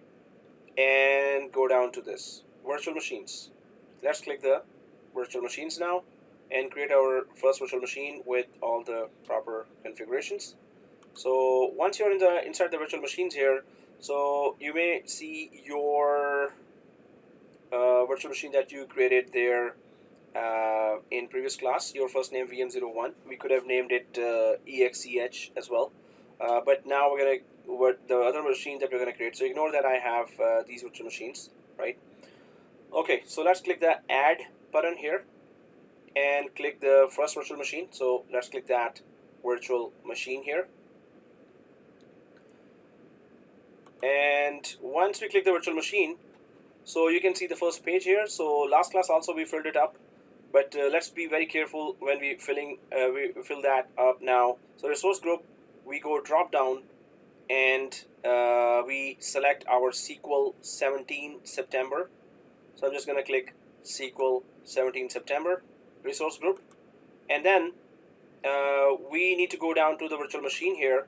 So we're going to just name it your first name VM 1 SQL.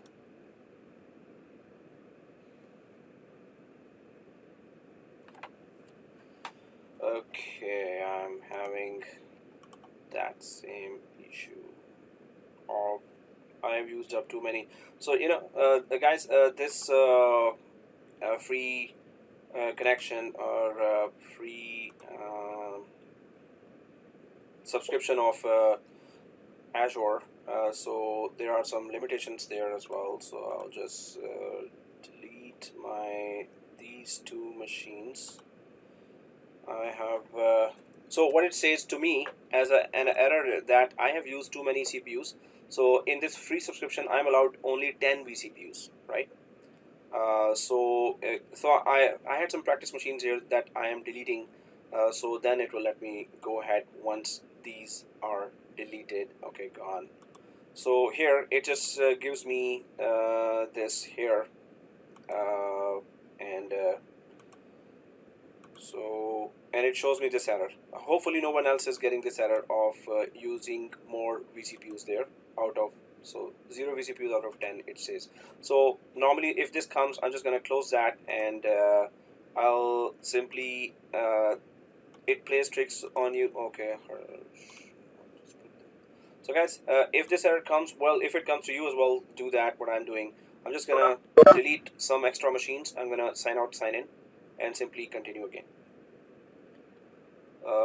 I'll go in, that's it, sign in.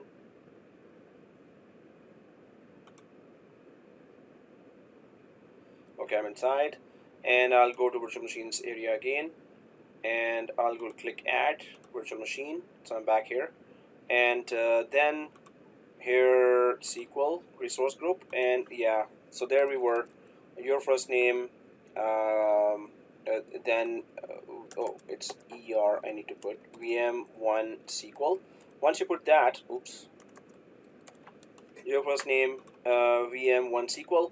Now East US, obviously we're gonna stick to East US, and infrastructure redundancy required. Now if on the background Microsoft's data center goes down, or some of the racks goes down, then at least they will have your machine's copy available in another rack or in another data center, right? When are we supposed to upload the screenshots? Gideon, it would be at 10 o'clock. Today the class is till 10.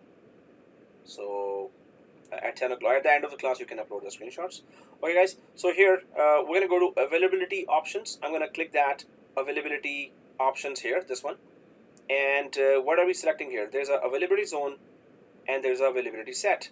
So we talked about this in last, well, it's not last class of this course, but the other course. Oh, okay, Gideon, sure. Just give me a reason, Gideon, in my email, college email, and then yes. Okay, Yusuf Khan says, I missed the first screenshot, so can I take a screenshot of the source group? That is great. Yes, you're right. Yusuf, you can do that. Okay, so I'm going to click that availability set. I'm going to click that.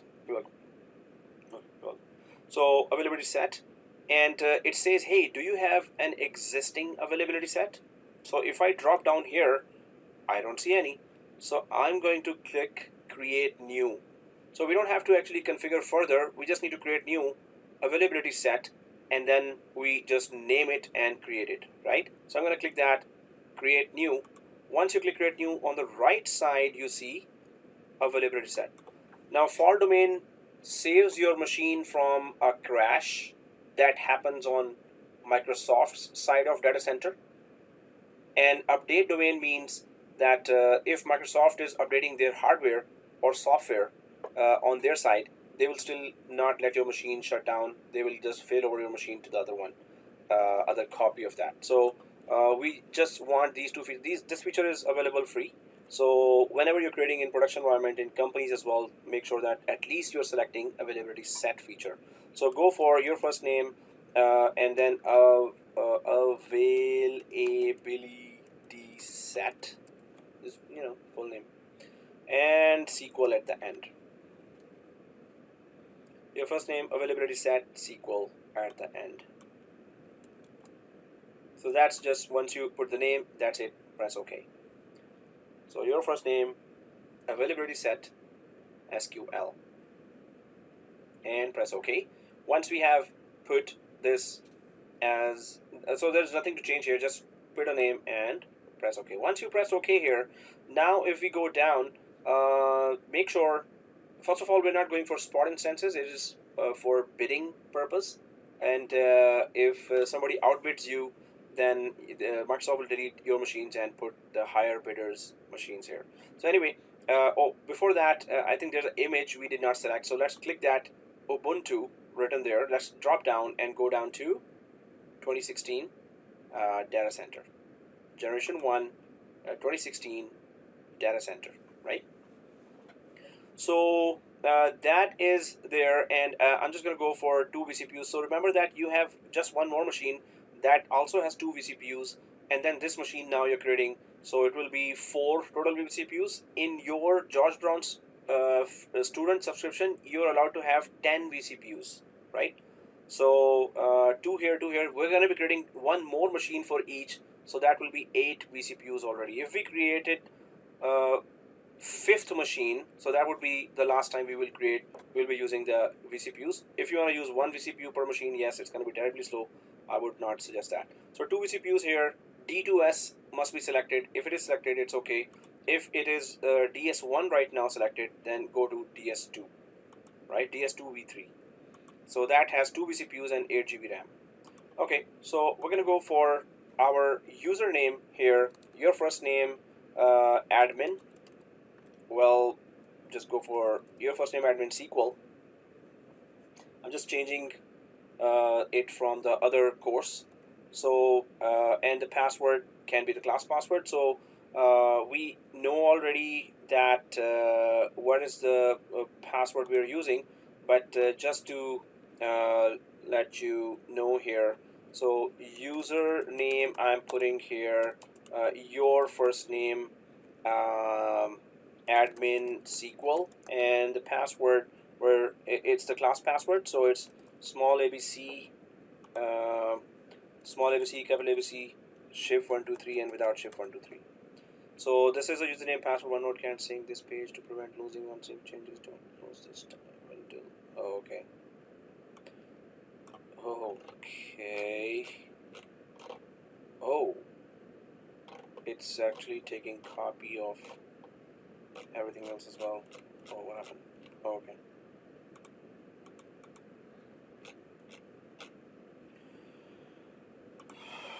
Okay, I'll just copy that stuff here, and Kingsley wants to join it again.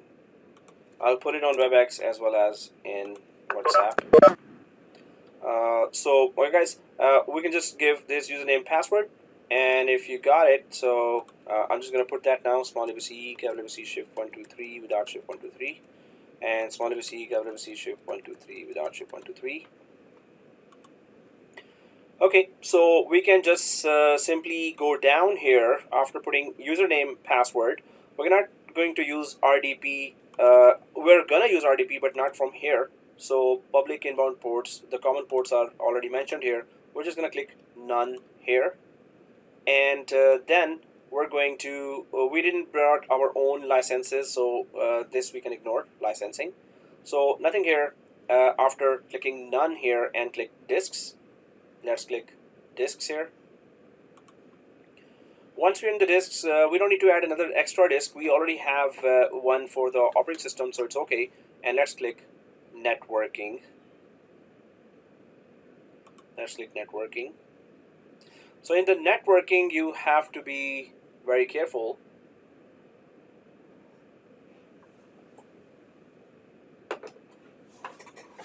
Okay, so here, well, I already see my VNet SQL here, so that's good. I already see my your first name subnet 1 SQL. Okay, that's also good. I also see public IP. Yes, I need a public IP to so I could connect from my laptop or desktop to the machine. So it's all okay in terms of these three windows. For NIC, Network Interface Card, Network Security Group. Security Group acts like a firewall. It allows and blocks ports from to and from destination. So whatever source and destination you want, allowed as well.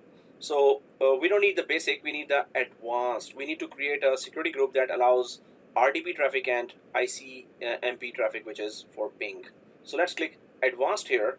Once you click advanced, it does show something here, but we need to create our own network security group that allows and blocks traffic. So I'm just going to click create new here for after clicking advanced there, and it, yeah, my subnet 10.4 is showing. Should I add it? It's not showing, you mean? Yeah, definitely you have to add that subnet. So what you can do is you don't have to go away from this page. You can just right click here and go to duplicate. Duplicate, and then once you open duplicate page here, then you can put portal menu here, and in portal menu go for virtual networks, this one, portal menu, then virtual networks, and in the virtual networks simply go to your VNet SQL, and if you're inside VNet SQL you should see this subnets, this one, and in the subnets go for add subnet. If you already don't see here, obviously that's why you're coming, then click add subnet and simply create that subnet again. All you need to do when you create a subnet is that just put a name of the subnet, your first name subnet 1 SQL, and put that range here 10400/24. Don't do anything. Hello, Prof. What do you got to duplicate? I didn't find the No. menu for duplication. John is asking. All others are okay. It's only for John I'm telling this. All others are okay. Oh, okay, sorry. So John, just put that name here. Just put an IP name. Don't select any of these options and just press OK. You'll be good. Alright, guys. So hopefully you got 10.2.1, which is okay. 10. If your main range is, if your VNet range is 10.2, then your subnet should also be 10.2, right? So that's okay. Mine is 10.4. That really doesn't matter. You just have to make sure that what is your range, right? So I'm going to close this now. Once you press OK, I don't think it will detect that, or hopefully it does detect that. If it does not detect that subnet, well, you might need to then create the virtual machine again if it does not. But anyway, here, so guys, RDP is already there, right? RDP is already there. So we're going to just click the add an inbound rule in network security group. Just click that add an inbound rule, right? So once you click that add an inbound rule, yeah, for the disks part, I missed that one. Did you change? No, we did not change anything. So on the disks, no change. Yeah, it's different internet speeds there also. So guys, we just all have to be patient about this. There are different internet speeds, and anyone can be stuck at any time if your internet is kind of slower down or something. So on the network page, that is it, VNet and the subnet, and I'm on the NIC and network security group here. So guys, here RDP is already there. We don't need to create that. But once you're here, all you need to do is click this guy, Icmp. So this is going to help you ping that machine to know if that machine is up and running or not. So I'm going to click that Icmp here. It is already on allow here, and priority, whatever priority is, it's okay. But the name has to be also Icmp. So the two things we did. So in the network security group here, we click the add inbound rule.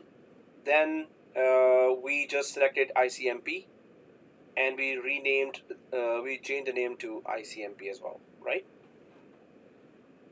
If that is done, let's click add. If that is done, so it's 8 o'clock. Okay, we can create a virtual machine. Oh, yesterday it was the same time. At this stage, I guess. Let's click the add button. Hopefully everyone is done. So I'm just gonna go ahead now, press OK, and press OK here as well. So Icmp protocol has been added. That's all. Nothing else.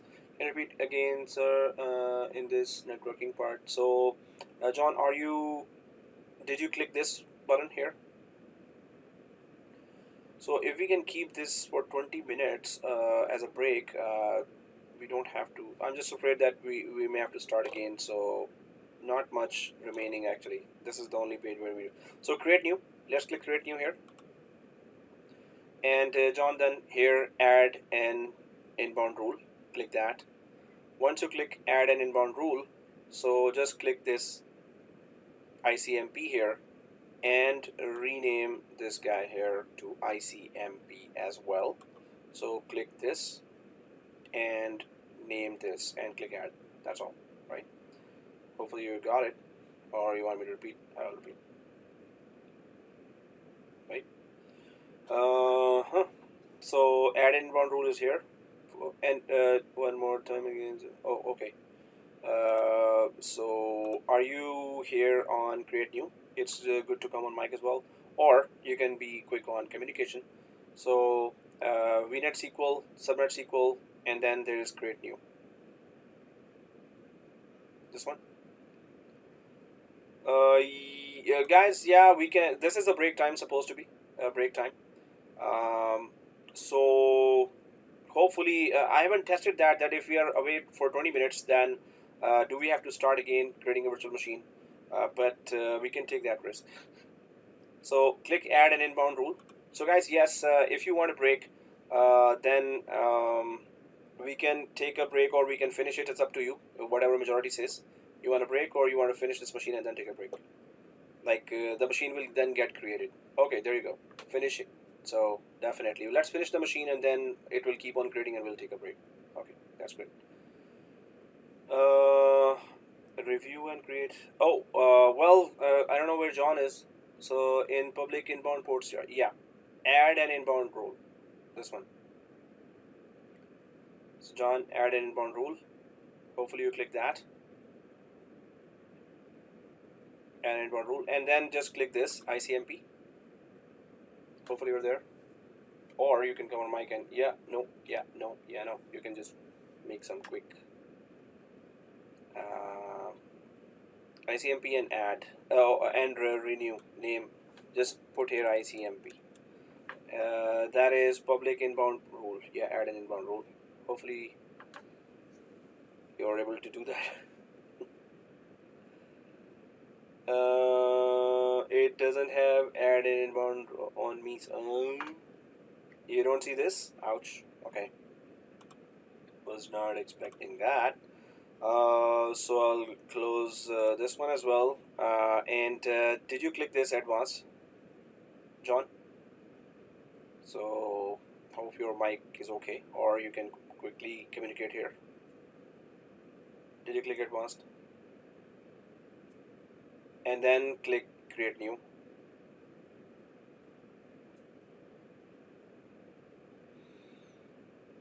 Oh, okay. So then you can go for add an inbound rule. Okay, so yeah, now you got it. Add inbound rule, then click this Icmp. Yeah, you can just communicate quicker and we could spend less time, but if you were not able to find, just say it, right? So I could just tell you again. So Icmp, and so click here Icmp, and then Icmp here. Okay, so hopefully you're okay. Let me know quickly and click add. That's it. And I'll close that, or shall I close? Or you okay? No? Yes? Maybe? And yeah, then that's it. Let's go ahead and click add. So click Icmp and just rename it, and that's it. So I'm gonna click close here, press OK, And then press OK here as well. That's it. Press OK here as well. Plus add, press OK. So I've added that already. Oh, seriously, now, I messed up now. Did I create that for SQL? While I was explaining all this, did I, Icmp is there, I press OK. And yes, oh yeah, okay. So it is, we didn't change the name there, right? Okay, any one of those, I'll just go for that. Seriously, what's wrong with me? Now I'm stuck here. Was it this? Okay, I think it was this. So once this is us, let's go for management, guys. Let's go for management. Once you've selected that, let's go for management. In the management, there is pretty much nothing there for us to select. In the management, there is nothing there. So click advanced. Let's click advanced. Oh, sorry. Yeah. What did you do on outbound? We did not do anything on outbound. We just created inbound. That's it. Then okay, and then go for management. And nothing in management. And then we go for advanced, right? And in the advanced, guys, I see extensions, custom data, but let's go down. Do you see in advanced at the bottom, generation 2, Gen 2? So let's select Gen 2. Select Gen 2. If you've selected Gen 2 here, then click tags. Okay, name and your first name, VM1 SQL. So that's it. Just name and value your first name, VM1 SQL, right? Name and then your machine name. Your first name, VM1 SQL. If you have put that, then on the review plus create, guys, take a screenshot and then create it. So creating your first name, VM1 SQL. So if you've given that name, I have kept it here. So I'm going to go for review plus create now. So just go down to the basics. This basic, right, under validation pass, if basic, and whatever you see there under basics, that is in validation pass. So take a screenshot number 3 and name it creating your first name, VM1 SQL. Screenshot number 3, creating. So that's okay. So what is this? Yeah, screenshot 3, your first name, VM1 SQL. Screenshot number 3, your first name, VM1 SQL. Right? And the screenshot is there. So it's screenshot number 3, your first name, VM SQL. That's it. If you've taken a screenshot, click create and take a break, 20-minute break. So that's 8:11. So 8:22 and 8:21 and then 8:31. So let's come at 8:30, right, or 31. Okay, so I'm just gonna go back here. The screenshot number 3 is taken, creating and the machine name, and that's it. Go ahead and click create. Did you change anything for management or advanced? Vincent says, so if I go back, so those were done with the screenshot. Click create and take a break till 8:31. So Vincent, I went to advanced. In the advanced, we selected Gen 2 at the bottom, generation 2. Vincent, at the bottom, generation 2. Okay, can you go to basics page? My browser closed and I lost it all. Wow, yeah, it happens. So other than that, Vincent, we didn't do anything. Oh yeah, in tags we put this, but in advanced, just a generation 2. That's it. Then review plus create and take a screenshot. Okay, Dylan, see this? I'm on basics. Okay, carry on. Welcome. So guys, those who are done, take a break. I'm just keeping this page for Dylan.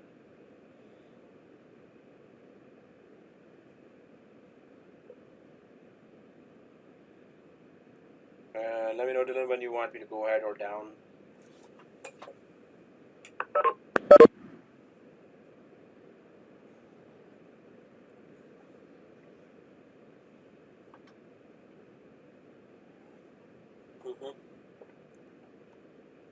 Okay, so that's the next part. Let me know when you want me to go ahead.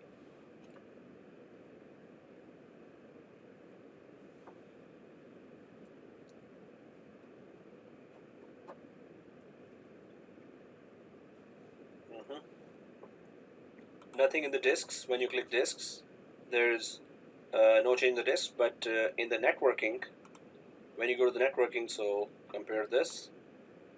I'm on the networking now.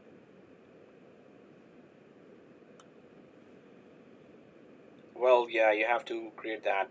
You have to click advanced, and the rest may be okay, but click advanced and then create new. And do you remember, or do you want me to show that how to create an inbound port for Icmp?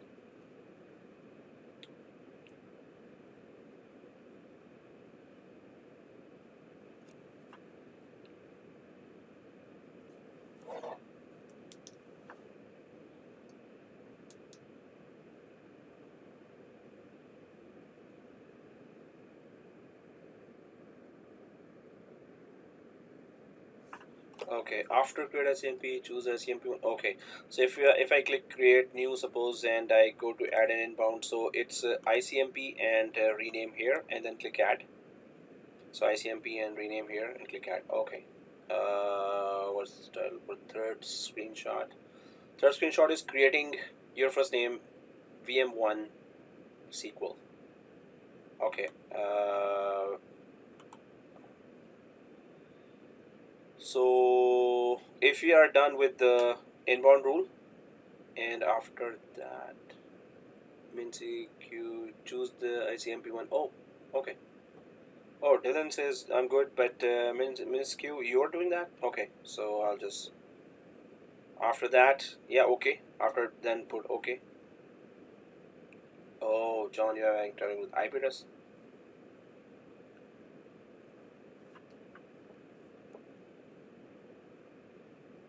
No, it doesn't have to be necessarily 10.4, but well, since we all have it, so why don't you just put that? Oh, your Mincyuk, after create, take a break. If you have created that already, take a break. So advanced is this, next tags, nothing, and then review plus create, and then on the create, just make sure that you take a screenshot under the basics here. That's it. Oh, on management, nothing on the management, but on advanced, you need to go down, way down, and just select generation 2.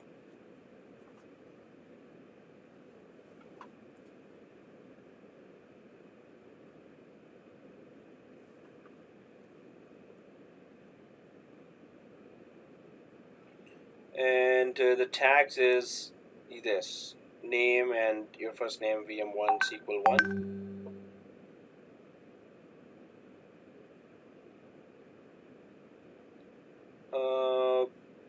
You're okay, MSQ. You're okay with that screenshot. For the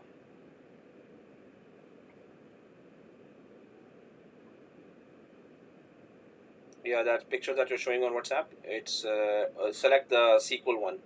Well, there's only one there, right? Select the one that is already created there, the which says new.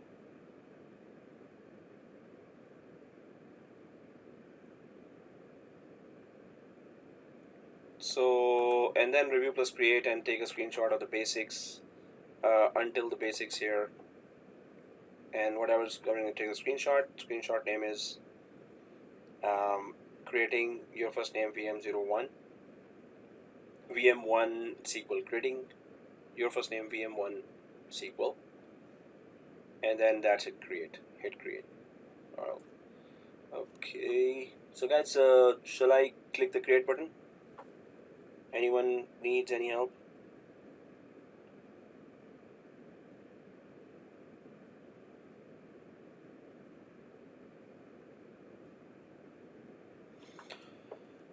okay, I'm about to click the create and go for break.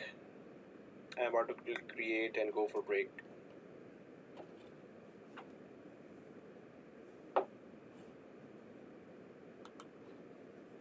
Okay, so I'll click create now. So guys, let's take a break and come back at 8:31.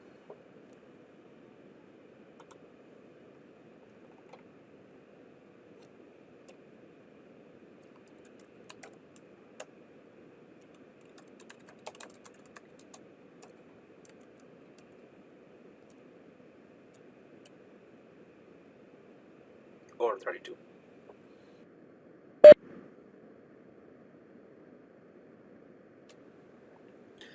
Alright guys, so we were creating our virtual machine here. If we go back to our diagram here, so we were able to create the VNet, and in my case the range here is 10.4.0.0/16, and we have then in the subnet, obviously we will have this 10.4.0.0./24, and then we have created this your first name VM1 SQL. So let's quickly connect to that SQL here and try to install all the configurations that we have done before to our other machine. So let's connect to that virtual machine here, and how do we connect? So first of all, if I just go to my OneNote, now these are pretty much the same steps that we have taken in the other class, other machine as well. The same ones that are okay. If I go to the other one and the main administration, right? So here we have gone through. Okay, in fact, I put it actually on my local OneNote instead of this one. So let's connect first. So how do we connect? We just simply go to the virtual machine dashboard, and then we simply try to make that connection there. So I'm just on my other screen right now. I'm just scrolling, and I just wanted to paste those steps that we have done. Okay, yeah. Okay, Gen 2, we created that machine, Generation 2 already, and so before we install Active Directory. Now, I'm just going to go here to the virtual machine, so I'm here now, and it's created. Hopefully it's created for everyone, and I'm going to go again to the portal menu, this one, portal menu, and then let's go to the virtual machine dashboard, this one, right? So let's go to the portal menu and go to the virtual machine dashboard, this one, and here our machine is already created here. Your first name VM1 SQL. So I'm just gonna click that, the SQL one, and once we are inside the overview, so this is the virtual machine. Hopefully everyone's there now, and in the overview you can see this connect button here. So we're going to click that connect button now, right? So this is the same step, and then that we took in the last class, and this would be the RDP that we will click after clicking the connect button, and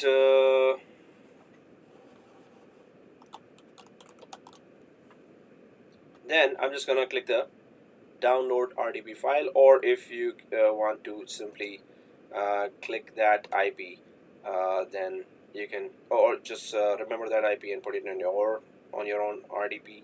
So I'm just gonna download this file here, and in the downloads folder, and save, or wherever you want to download that.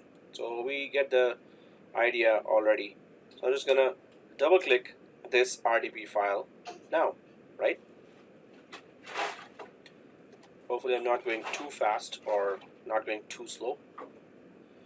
And well, connect, that's it, right? So I'm gonna click connect here, and we do remember that, oh yeah, sure. So where do you want me to start from? So we went to portal menu, this one. Then we went to virtual machines dashboard. And once we're in the portal menu and virtual machines dashboard, then we see all the virtual machine and we click the one that we just created. And once we click this machine here, Sorry, sir, to interrupt you. When I was creating the network security group, I think I forgot to allow the RDP protocol there. How can I modify the network security group right now? Because I cannot log in, I cannot have a connection to that virtual machine. Yeah. so I think I need to, RDP is not allowed. I have to modify the security networking group. of the machine, this one. Okay. And well, so Hamid, if you're here, you can just click the connect button here, this one, and click the RDP. So and after clicking the connect and then RDP, you just need to download the file and double click that file. So yeah, Amir, you got it, and let me know if you want it. Yeah, there's an add inbound port rule. I have to do that, yeah? So in the network, Okay. you see inbound port rule, and you just need to add. You know how to add? Okay, I am done. Thank you so much. Okay, so your VM1 SQL, and there's overview. I'm going to connect. I want to connect to this machine, so I'm just going to go to overview here and click connect. And once we go to RDP here, then we simply download that RDP in the big blue button for download RDP file, and let's click that, right? And then I'll click save, and just when it is saved, I'll simply double click that file. So save, the file is being downloaded here, or we could have gone to downloads folder. Once I click this file, now it initiates the remote desktop connection. Yes, the RDP port is 3389. So just put the destination port as 3389, and then there is TCP, and just name it also RDP port in the name, but don't change the priority.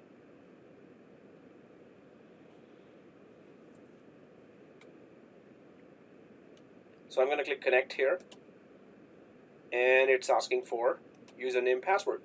So I put that username password in the that OneNote as well, but it is your first name admin SQL. So I think that's what we put there as a password username, and the password is a class password. So the username is your first name admin SQL, and then the password is small ABC, capital ABC, keep pressing shift 1 2 3 exclamation and pound sign, and then without shift 1 2 3.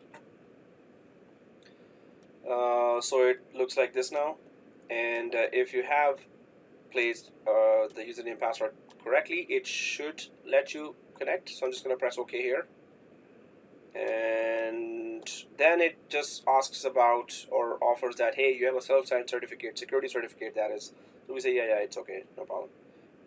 So I'm going to press yes here for this screen, and now it's going to connect us. Hopefully everyone is able to connect. There are so many steps there, but this is exactly how we create in production environments, in contracts and projects there, and where you earn like 30, 40, 50 per hour. But it's not just that GUI click, click, click. Normally you do that with automation tools there, right? That is called DevOps process, where you create a script, and with Terraform also you can create infrastructure as a code. So you can create a script with Terraform that can automate creation of 400 virtual machines, suppose, and VNet. And okay, so there's a picture by Cedric there. How do I change my IP address? Why do you want to change IP address, Cedric? If it is 10.0.0.4, it's okay, right? But if your password doesn't work, oh, okay, if your password doesn't work, then okay, so if we go down, so in that machine, so Citrix, it's okay, you don't have to change the password, IP address. Yeah, alright. So Hamid, it's and thank you. So password normally when you create, so yeah, Eric says or whatever you put it as, yeah, small basic is shift 123, exactly. This is what I used there. But if your username password doesn't work, then you know, they keep changing. There's a reset password way down here. This one. So I'm in the virtual machine itself, and I'm going way down until I see there's a serial console, there's redeploy, there's reset password. So if you go to reset password here, and there's a username and there's a password you can give. So hopefully that works. So at the end of the machine, support plus troubleshooting here. So yep, otherwise that's the class password. Yeah, exactly. So okay, so well, I'm logged in to the machine, but let me know where everyone is and anyone needs help. It's not that easy to do that on Azure. I understand that, so we're gonna go slow. We're gonna go with everyone on board, and once we're in the machine, then obviously we need to do the rest of the configurations to make it a reliable domain controller.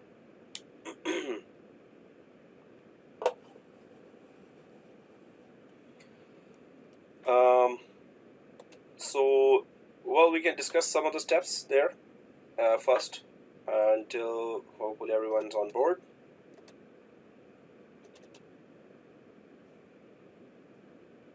My sculpt mouse somehow is again not responding. Seriously. I'm just using my, you know, that laptop mouse pad, which is really uncomfortable. You know, I should have. Oh, there you go. Thank God, my mouse caught that Bluetooth connection. Okay, so here, I'm just gonna first discuss that until. So, what are the steps that we need to take? So there's did you just log into the PC? Yes. So see this? I logged into this PC here. So this is that. Your first name VM1 SQL and 52. This is my public IP. And Dylan says that yes. So go ahead and log into the PC. And second thing is Cameron says I just got back from dinner, so I'll have to catch up using the recording there. Oh, okay, sure. So oh, same. Hey, two guys came back from dinner. So guys, can you just put it in the email? Give me a reason. So that you did not upload today. So the reason is, yeah, what you just said. Just email me, right? It still doesn't work. Ouch. Okay, sometimes it responds slow in Azure. So that is to reset the built-in administrator password. So other than that, I think the machine recreation is the other option. But there are some longer ways as well with the scripts there. Maybe it's your username.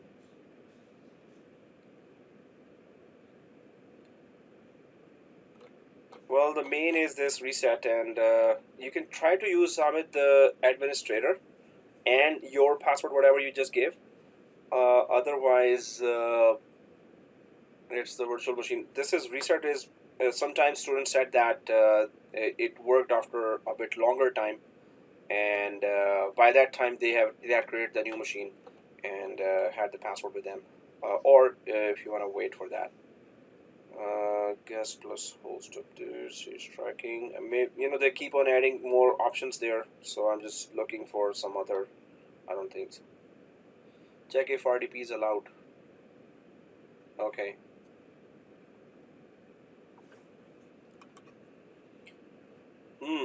So that there are many other ways there. So how to get the Azure VM user password.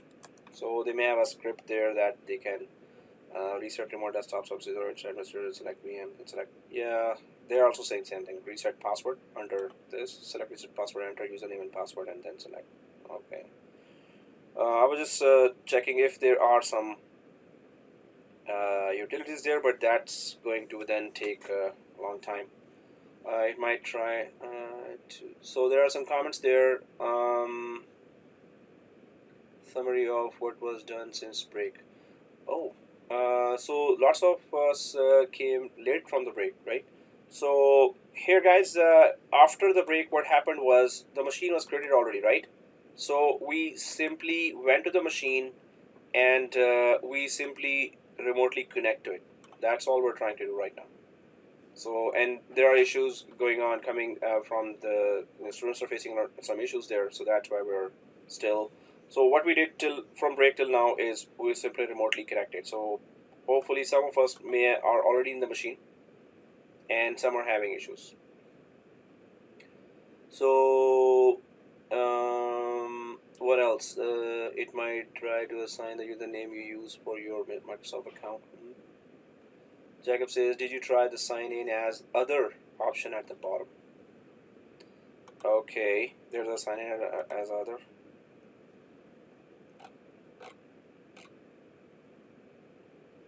Connection troubleshoot, serial console.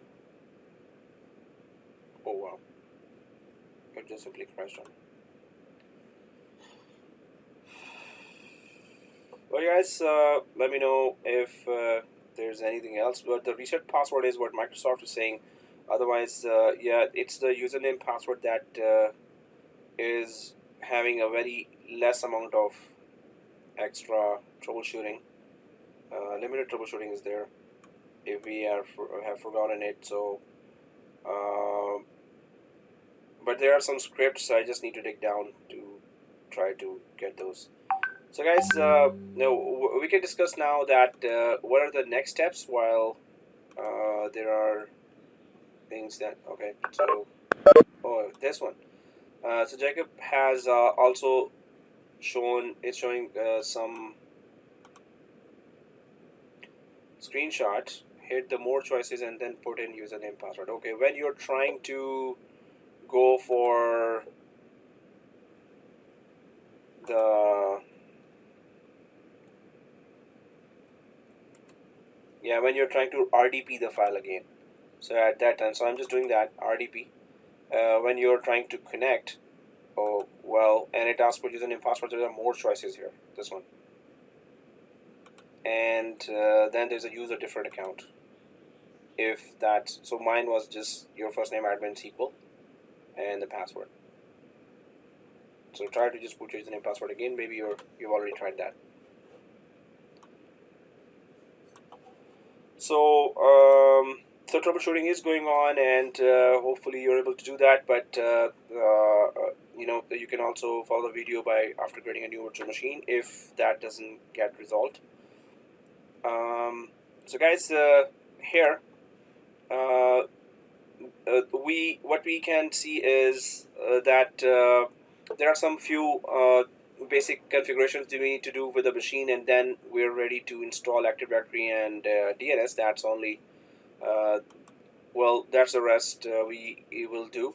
So our tools, IE enhanced security and firewall settings. So these two we can just take care of. So I'm just gonna type those, type it here as well.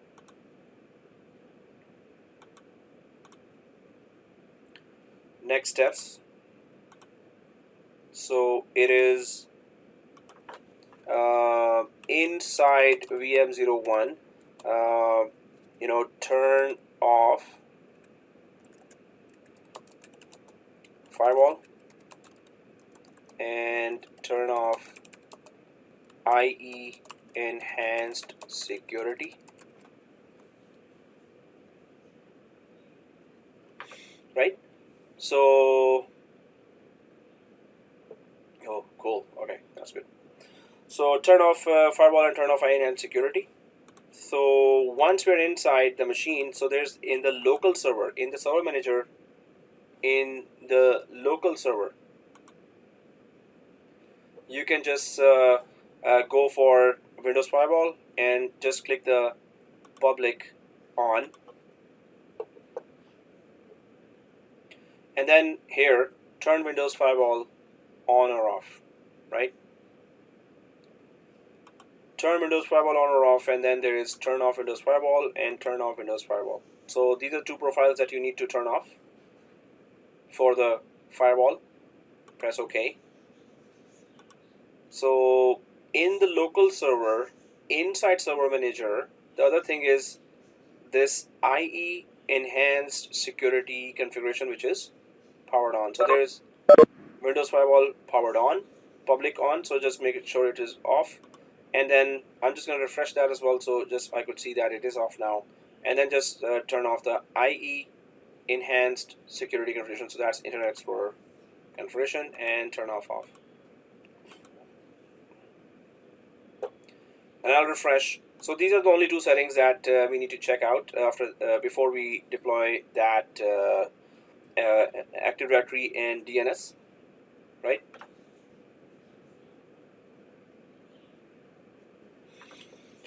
Okay, so firewall is off and IE security is off. So we can just go ahead with the dashboard. Why are we going to the dashboard? Because we need to deploy the Active Directory and DNS. So just like in last class or in the other course class, we did that. So let's click the Add Roles and Features. Hopefully we all know. Yeah. Can you repeat that one? Sorry again. Can you repeat that one? Local?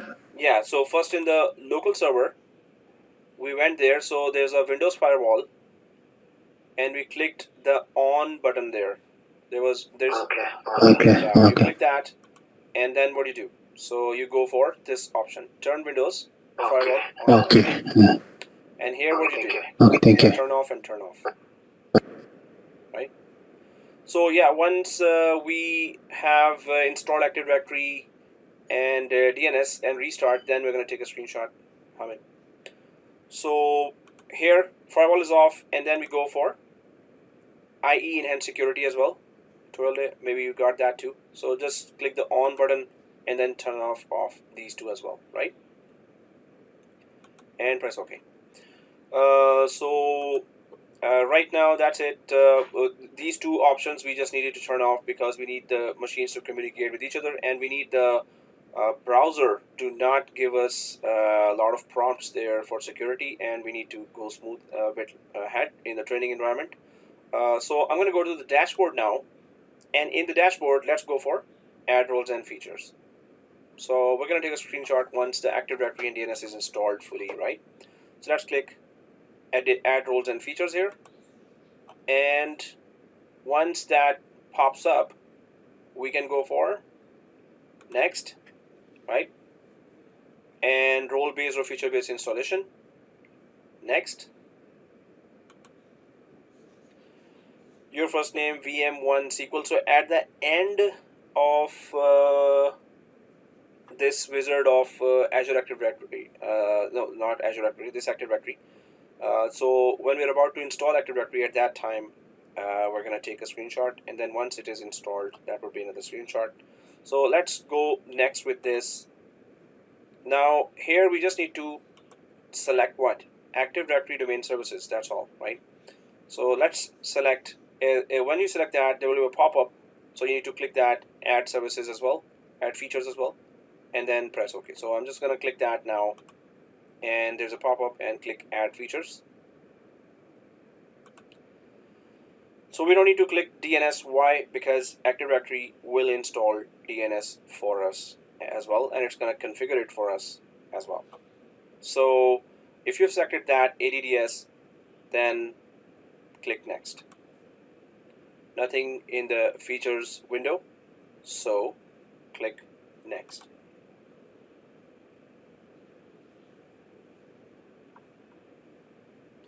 And then we click next. So here I normally go for click restart the destination server automatically if required. So if required just means that Windows will decide, or this wizard will decide, if there is a restart required or not. If required, it will restart, otherwise it will not restart. So we leave the decision to this wizard. So let's press yes after selecting that checkbox and click install.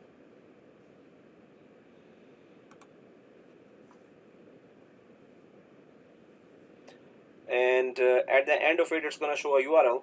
We need to click that, which says promote this server to a domain controller.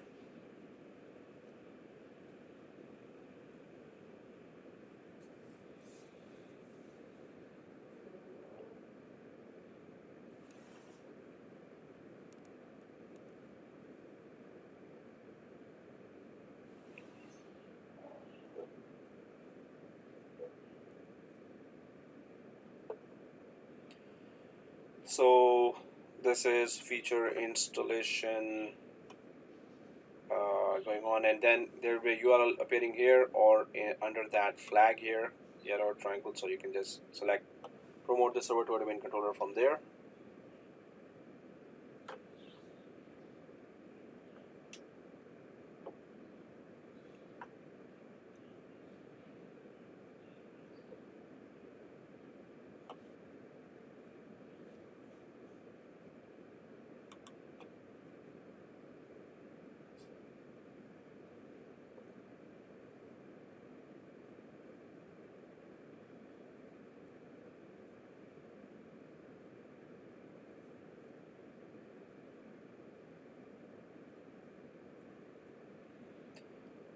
Okay, while this is going on, and I'll just make it a small installation here going on. So, oh, okay, well, it's done for me. Hopefully it's done for you as well, and it shows here promote this server to a domain controller. So promote the server to a domain controller, it says here. So I'm just going to click that URL. If you missed it and you click the close button, then you can go for this yellow triangle on the top right and click this promote this server to a domain controller. From here as well, it's the same thing. So I'm just going to click that, and then hopefully everyone is on this page where last other course we were here, and we clicked add a new forest, right? And we can just give our your first name SQL dot local. So this is the domain name for our SQL domain. Your first name SQL dot local. Your first name SQL dot local. So that's the domain name or the forest with the root domain name, and click next.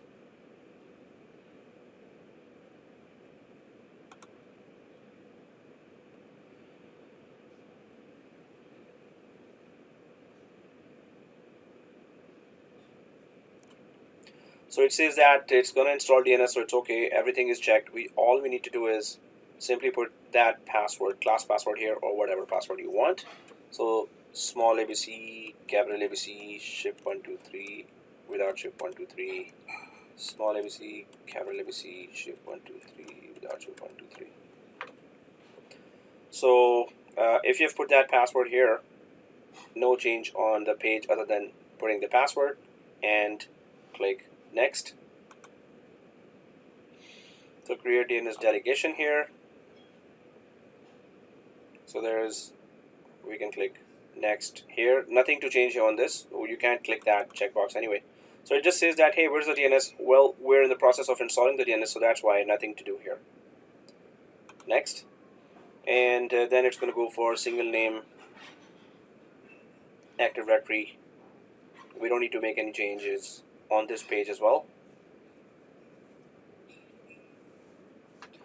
So it shows so at the end of this wizard, guys, you will see the summary page. That summary page we need a screenshot of, right? So let's click next.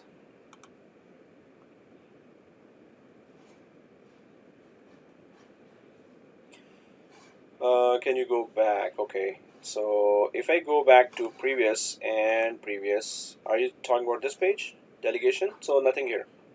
Actually, we can't do anything here. So nothing here and click next.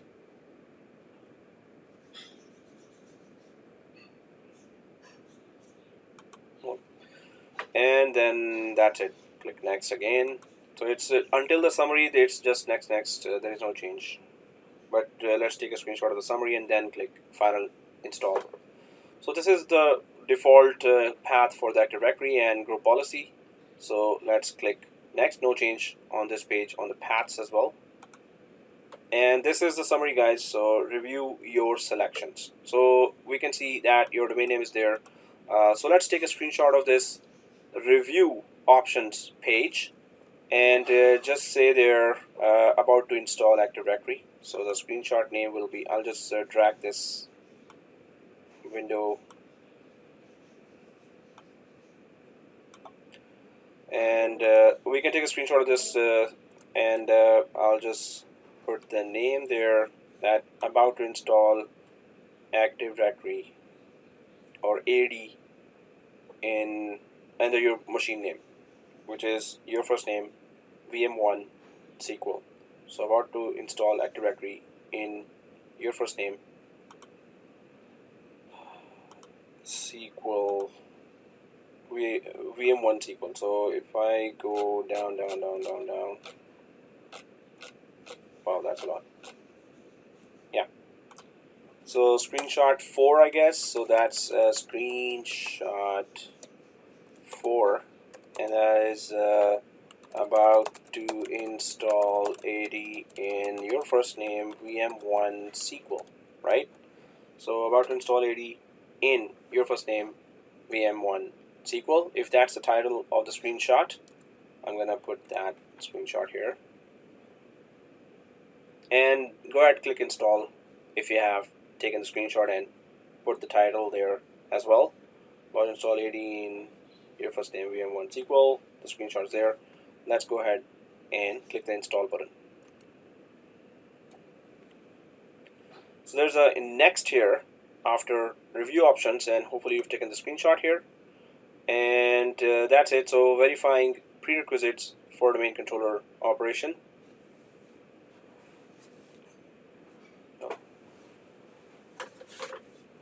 What was the NetBIOS name? Yeah, NetBIOS name, Jacob, is the... Oh, okay.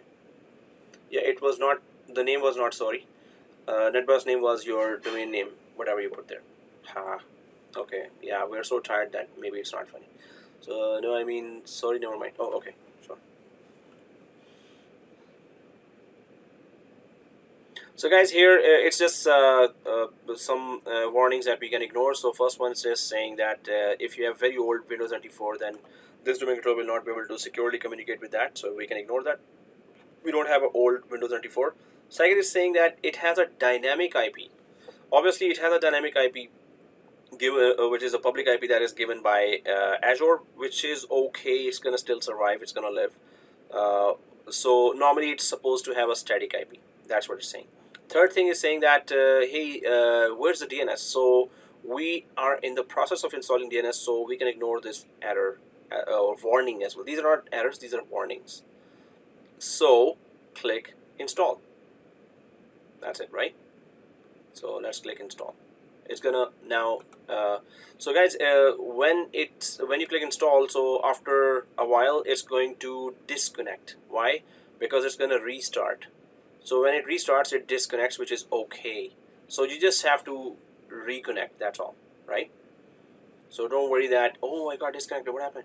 So when it restarts, it will disconnect you at that time. So once it restarts and logs in, then once we are fully logged into the machine, then we're going to go to the local server in the server manager where the domain word is showing, and that will be our screenshot number 5, that the AD installed on your first name VM1 SQL. So that would be the screenshot number 5.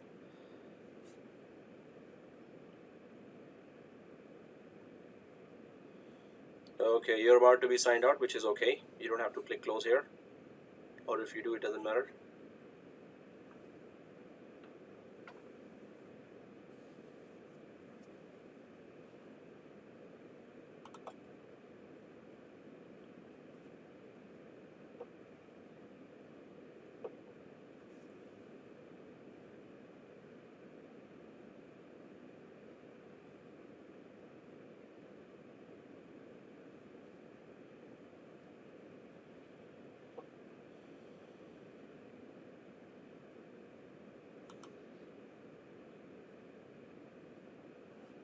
Okay, it's disconnected from me, and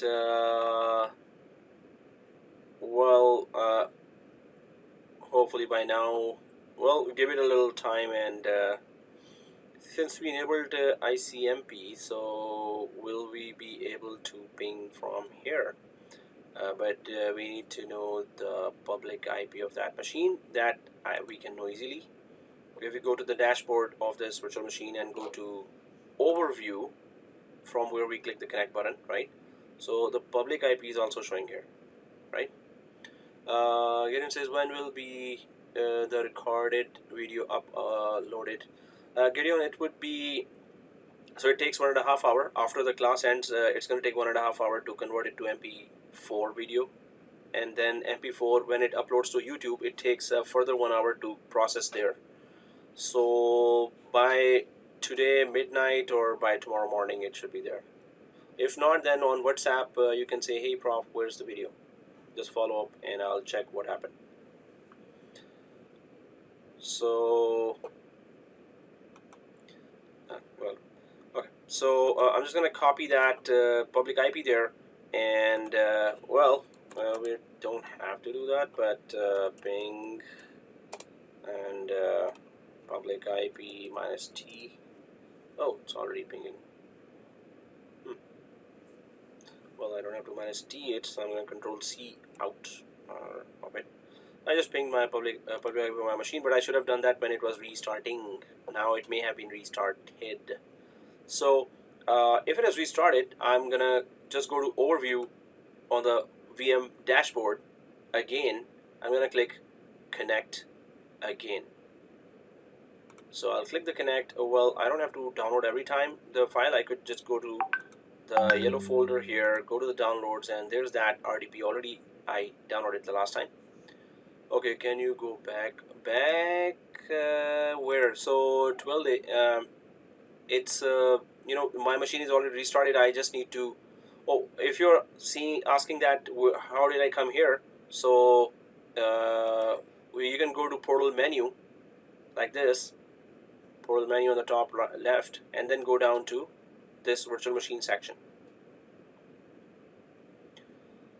And once you go to virtual machine section, so there's your machine, the SQL one, VM1 SQL. So click on that, and then you would see overview and then connect, just like before. So overview, and then we click the connect button, and I'll just, yeah, it takes a while to boot. Okay, so it's taking a while for you. It's been showing, please wait for the group policy client for 3 minutes. Oh yeah, when you install Active Directory, yes, it takes a while, definitely. So I'm just gonna click RDP here, and oh yeah, I'm just downloading again. Okay, I should have just used that previous RDP file. So I'm gonna double click that downloaded RDP file and just do that connectivity again. Connect, put that username, password, press OK. Self-signed certificate is OK. Well, for our environment, otherwise it's not okay when you are in public, like you have a company and you have virtual machines. So self-signed certificate is not okay. You should purchase a security certificate from GoDaddy.com or digicert.com or verisign.com, and then bind it to this machine so people could know, or developers could know, or whoever's connecting could know that it's a legit, it's a correct, it's the machine, it's your machine, it's the company's machine, because the security certificate says so. Well, yeah, it's still connecting. Oh, okay, you're logged in. Cool. So Active Directory is finally installed. Well, let's see. Is it installed for everyone? Oh, you're welcome.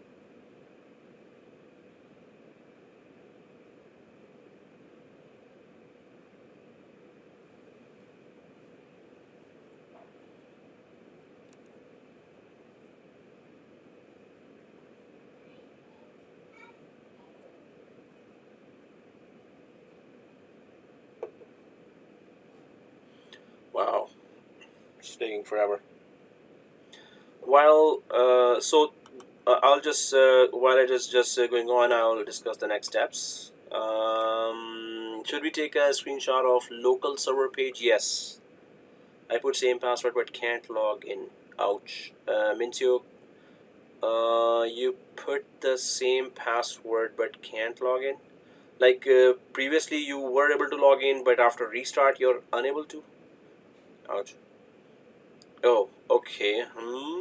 How is that possible? So password never changes. So try to download the RDP file, and then once you download that and you connect to it, double click that. So you click the connect button and it asks for username password here. So do you see your username here? Your first name, admin, SQL, Mincio. Okay, and well, you must have put the password. Well, try to keep putting the password. Or if your username is correct here, then you should be okay. Like hopefully you remember the password. But last time you were connected, so it should just try to type it slowly, or type it first on Notepad and check that if the keys are not typing something else, and check their caps lock as well, the usual T-shoot for password. So first type it on Notepad and then check, then type the same here, or check the caps lock. So are we logged in? Oh, okay, that was me as well. Oh well, I'm logged in. So okay, what did you want us to screenshot in the local server? Yeah, so guys, in the local server, if you click the local server here, you can see that there's a domain written here, and this is the domain name. So this is the screenshot we need, and the screenshot number 5, the title for that is that AD installed on, and your server name, your first name, VM1 SQL. So this is the local server, and well, if it shows the domain there and the domain name, you're good. I'm just going to expand that machine like this so I could take a sample screenshot. And the name is AD installed on. So I'll just go to the OneNote. So screenshot number 5 is 5 equals AD installed on your first name SQL. Oh, your first name VM1 SQL. So AD installed on your first name VM1 SQL. So now we can actually create 390 users with PowerShell script. So I'm going to be sending you 2 files there, and I'm going to show you how to use them. So first of all, I'll just put that screenshot now. So sample screenshot here. Okay.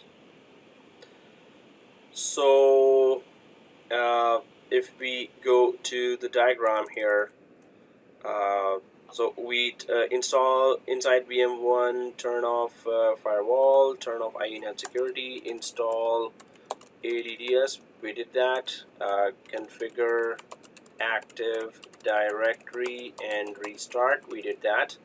Now what we need to do is create 390 users in AD with PowerShell.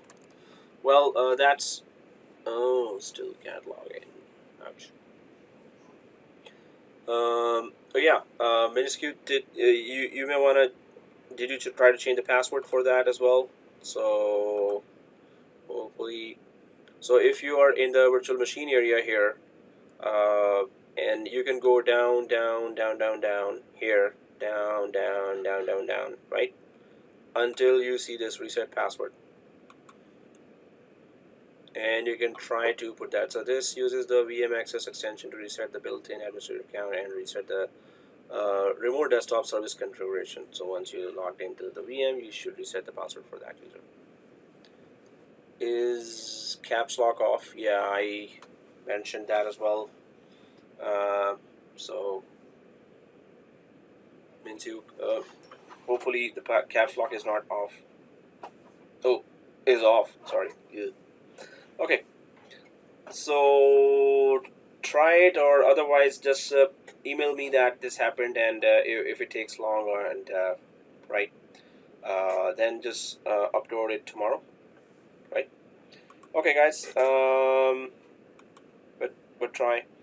So what we need to do is let's just create. I'm getting remote connection problem. So Keith says remote connection problem. Keith, it could be the RDP port 3389 may not be there, may or may not be there. Remote connection. So you should take a screenshot of the error, Keith, and then try to reshoot. You can put the error here as well. We can troubleshoot. We can tell you some tips there. Or if you are going to create the machine again and then follow from the video, just email me that error that you're getting. Okay, guys. So here we need to reach where we want to install those users with PowerShell script. So we need to do that with the other course virtual machine as well. So I'm gonna show you that how to do this. Those who are inside virtual machine, so inside the virtual machine, you can open the browser. Hopefully you have internet connection there. I'm sure you have. Okay, so okay, so Keith shows this diagram here, or this picture screenshot, and it gives you the general error for that you cannot connect to the desktop. So normally this is not a username password error. This is your inbound rules should be visited. So if you can just share the screenshot by going to networking and then inbound rules. How did you configure the rules there, and did you connect it to this machine, the inbound rules, and if that's normally it's blocking your access. RDP is not configured properly, I guess. Well, normally it's that, but it could be there are many other factors for this, but most probably. So let me just show you quickly, Keith. If you are inside the virtual machine, you can go to networking portion here. This is networking, right, in virtual machine, and then in there do you see this default allow RDP 3389 TCP any screenshot 6 not now, we're just gonna create that the users. So guys, what I want you to do is I'm just gonna send you the Google Drive URL for downloading the 2 files in the C drive of that virtual machine. So what am I saying here? I'm going to send you 2 files. Those 2 files will help you create 390 users in Active Directory with PowerShell. So I'm creating a get link. There are 2 files here. So I'll just see this. There's a create lab users.ps1. ps1 is a PowerShell extension. Lab users.csv is a .csv file, like a text file. It has 390 names inside. So the PowerShell file here will grab all the names in the properly formatted way written inside this file. It will grab those names and it will create user accounts in Active Directory against those names found in this file .csv, right? So these 2 files need to be at the C drive root of the virtual machine that we just created now. So I'm just going to give that link now. And what you can do is you can just click that. I'm just gonna put it on WhatsApp and WebEx as well, chat, and it's in WebEx chat as well. You can copy from there that link. You know the best thing to do? Just go inside, because you have internet connection inside your virtual machine as well. You can put that link in the Internet Explorer browser of this VM01 machine that you just created now in Azure. So I copied that link. It's already in your WebEx and in your WhatsApp. And from there, I'm inside the machine, and I'm gonna open Internet Explorer, this E here, right? So I'm gonna click E, and I'll just, first of all, I'm just gonna make sure I have internet connection or not. So I'm just gonna go to any site, maybe CNN.com. If you see Trump, this means you have internet connection, right? So, because he's always in the news. Oh, this means I don't have internet connection. Don't see Trump. Just kidding. Okay, so here, I'm gonna Control V or paste that link here, and that's the Google Drive link. And if I press enter, so what I see is this, the Google Drive itself, and the two files there, right? So these are two files that if you paste your link inside the virtual machine's browser and press enter, you will see these two files. So I need to download this file. If I hover the mouse over there, there's a download link here, this one. And I hover the mouse over here, there's a download link here for this one. So I need to download both files. Okay, you downloaded Edge on VM, that's also okay. Yep. I'm gonna just download that, and it says here, Internet Explorer blocked a pop-up from Google Drive, allow once. If it shows you this error, just if it lets you click allow once, I'll go for the other one that says always allow. This option here, options for the site, says always allow. And then I'll click that download link again, this one. And now it says, hey, where do you want to save this? So I'm going to click just save, because it's going to save automatically to downloads folder, right? So I'm going to click save. The public share created post couldn't be verified. I know, it's okay. So I hope it is downloaded. I can just click the view downloads here as well. And if I click open, yes, it's downloaded. Okay. So I'll just download the other one. I need the other file as well. And save, or save as. But once I click save, so it says open folder. So both files are downloaded inside the machine. Well, it's in the downloads folder, but we don't want it there. We need it to be in the C drive root, because we need to go from PowerShell to this path and then run the scripts. So I'm going to show you the whole step there. So I'm going to click open folder just to check where are my files. So they are both downloaded in the downloads folder. Now I don't want them to be here. I just wanted to download in the PC. That's why I downloaded in the downloads folder. I need to copy these two files. I'm going to select both of these files, right? I'm going to right click and copy, and I want to put it in the C drive root. So can I do that? So if I select that from downloads folder of this machine here, I'm going to go to this PC, go to C drive, and can I right click and paste just in the root of the C drive? So right click and paste. Oh yes, I can. Okay. So this is, if you were able to do that, that's good. Because now we need to open PowerShell with admin privileges, and then I'm going to show you. Just we need to reach this file. You need to execute the PS1. It will ask in a pop-up, hey, where is the lab users? So we're going to say that, hey, it's in the C drive. Double click that file, and it will create all the user accounts in Active Directory, right? The Explorer is not working for me, sir. Even I have internet connection. Oh, John, so see this? Are you in Server Manager here? In the Server Manager, did you turn off IE Enhanced Security Configuration? Make sure it is off.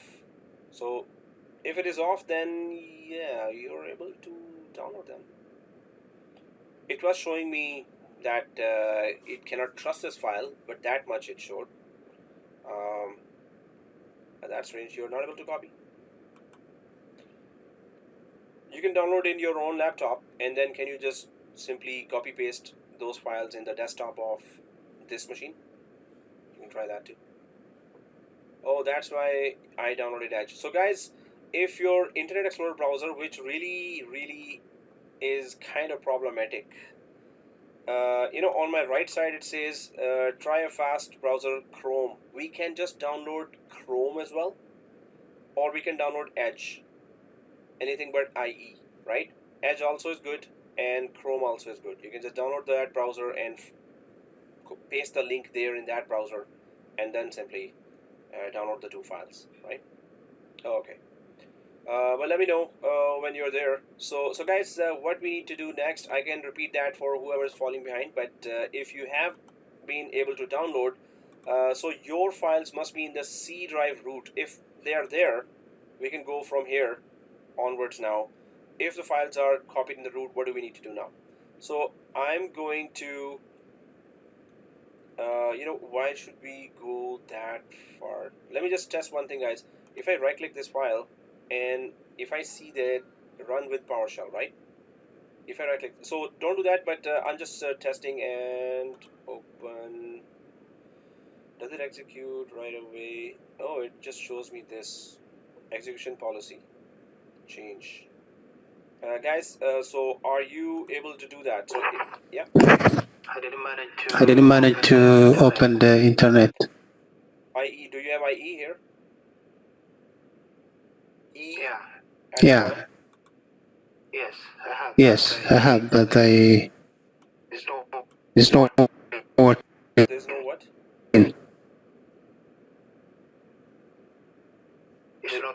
It's not working. It's giving me some. No, see this? You can Need type the in website description. name, cnn.com. First type that, do you have internet or not? Just click on that and type cnn.com. Yeah. It is hindering me to go to the internet. It is not allowing you? Yeah, it's not allowing me. Oh, if you don't have internet, then it will be a problemo. So that's strange. So, well, after the class, now there's half an hour left. So, after the class, I can remotely connect to your machine and check it out. But internet should be there because it has a public IP. How are we even connecting if the internet, from the internet we are connecting to the server?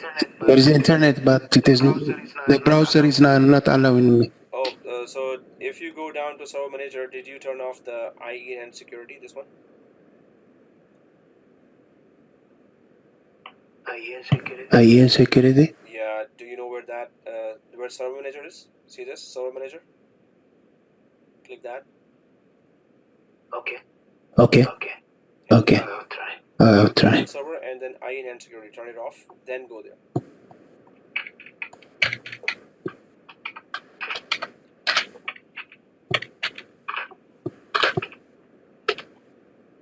Okay, so this is how it looks like when it's turned off.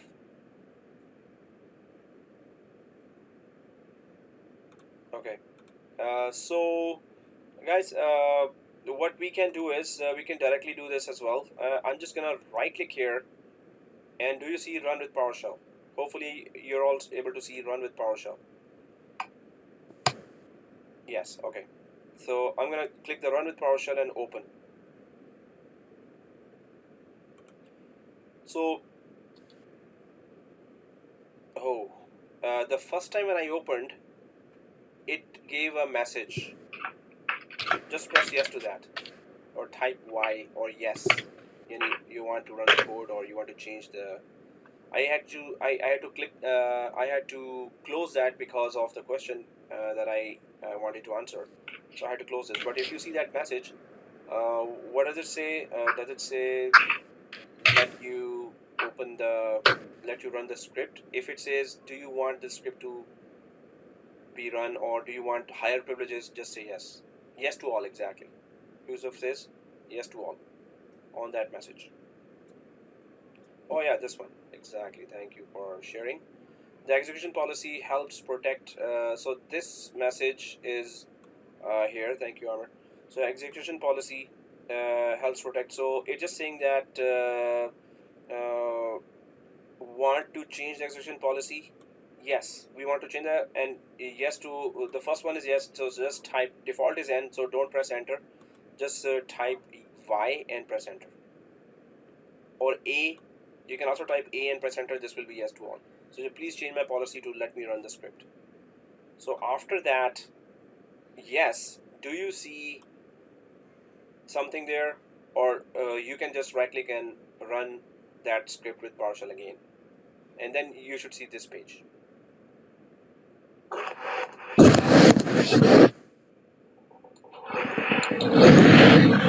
If you see this page, then you need to double click lab users. If you see this page or this pop-up here, import and CSV, so the only CSV should be showing there. Double click that. Go ahead and double click that. Okay. If I double click, there you go. So it just grabs the CSV file and creates user accounts against all the names inside the CSV file. Okay, John says, how can I bring the file to my from my desktop to VM? Oh, John, do you not have internet connection, or can you download the Chrome browser, or can you download the Edge browser? That would be easier. That would be much easier because we don't have FTP protocol open. Open browser in your VM. Yeah. Did you not try that? My PowerShell crashed. Ouch. Crashed. Oh, okay. That can happen. Yes. Explorer is not working. Not working at all. Like, John, did you open that iEnhance security and then open the browser like this? I can just go for download Chrome here. If you can type in that bar download Chrome, right? So it takes me to download Chrome, and I can just click download, or see this, download the new Microsoft Edge to get the best web. So there's download now as well. Normally I'm a Chrome fan, although it eats up all my RAM. Then you can download Chrome like this. Click here. In fact, I'll save it now. Hopefully, if its Internet Explorer is not working, well, there are longer ways to do things then. So you can just give me your team viewer, and I can just try to remotely connect and check it out. So guys, if that script is run, the final screenshot is this, that you go to Tools and open Active Directory Users and Computers.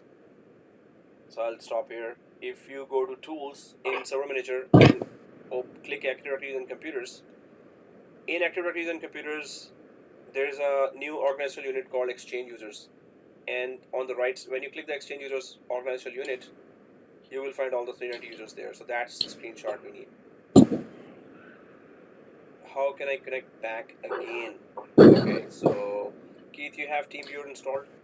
I can remotely connect to that, or any volunteers who want to connect to these guys to troubleshoot. Jericho says, yeah, just realized it didn't crash. Oh, just finished it. Hello, I manage now to open the browser. All right, that's good. Oh, okay, Twilly, just give me a second here. So, Okay. guys, if you open the Active Directory, those who are here, when you open Active Directory, there's a domain name here, right? In the domain name, this is the Exchange Users Organizational Unit or container here that has all these users. So if you see this is your final screenshot showing, and the final screenshot 6 would be that created 390 users in, and then your machine name. Created 390 users in your first name, VM1 SQL. So let me just take that screenshot. Then there are some students who are stuck, so I'll then help them, and you can, those who are done, you can upload. So let me just quickly take that final screenshot and help the others who are stuck.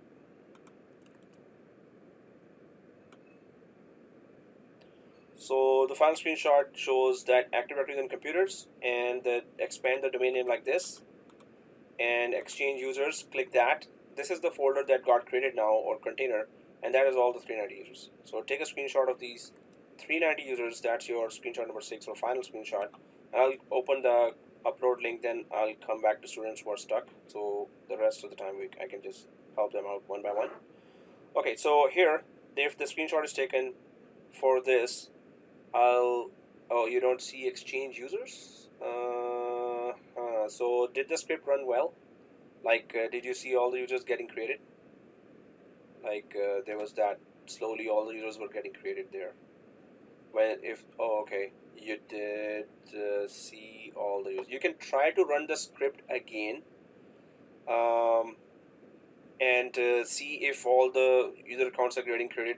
When the user accounts are getting created, take a screenshot of that, and then that would be your final screenshot, Hamid. But it sometimes it happens to very few students that no matter what they do, how many times they run the script, it just doesn't gets created. Then the solution for that is just create 5 users in users area, right click and new user. If that script doesn't work for some reason, sometimes it's really stubborn, it doesn't work. So just try to create one more time, and if this, when it is getting created, just take a screenshot of that screen. Okay, cool. Let me just put that here, and then let's troubleshoot who has issues. So screenshot 6 created 390 users in your first name VM1 SQL.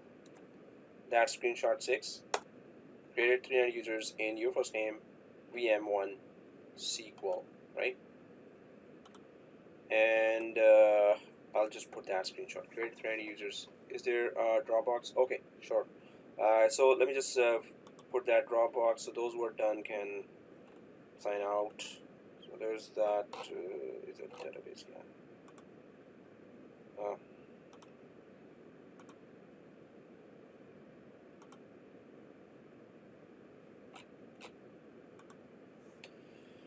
So there's that. I'll just click that. Please upload link.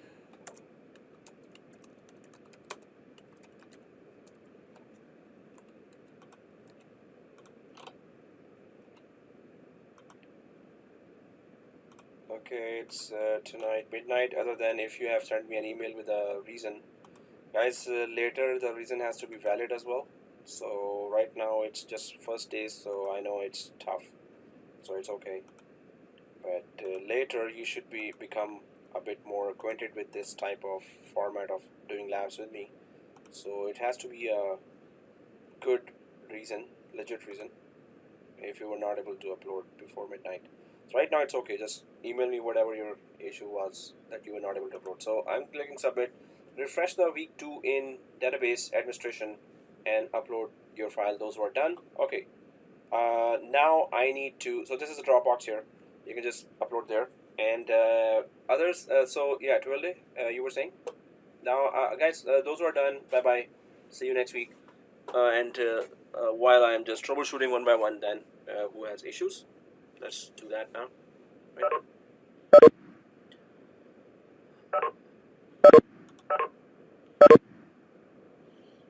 So, Twilde, you're there? I'm here. Okay, so yeah, that's all screenshots in one file. Yes, Eric, all screenshots in one file. We can stop the VM. Yes, stop the VM. Okay, so that's a good reminder. Would you like a screenshot on Word? Yes, MS Word, guys. Put the screenshots in MS Word. Put the screenshots in MS Word always. We can stop the VM. Yes, guys. I forgot to mention that, so some students just went. See this? Go to Overview, and there's a stop here, right? Go to Overview. There's a stop here. Realize, so screenshot must be all on MS Word. Yeah. So click the stop, and when it asks, do you want to reserve the public IP? Yes, checkbox that. We did that in last class as well, right? Or the other course class.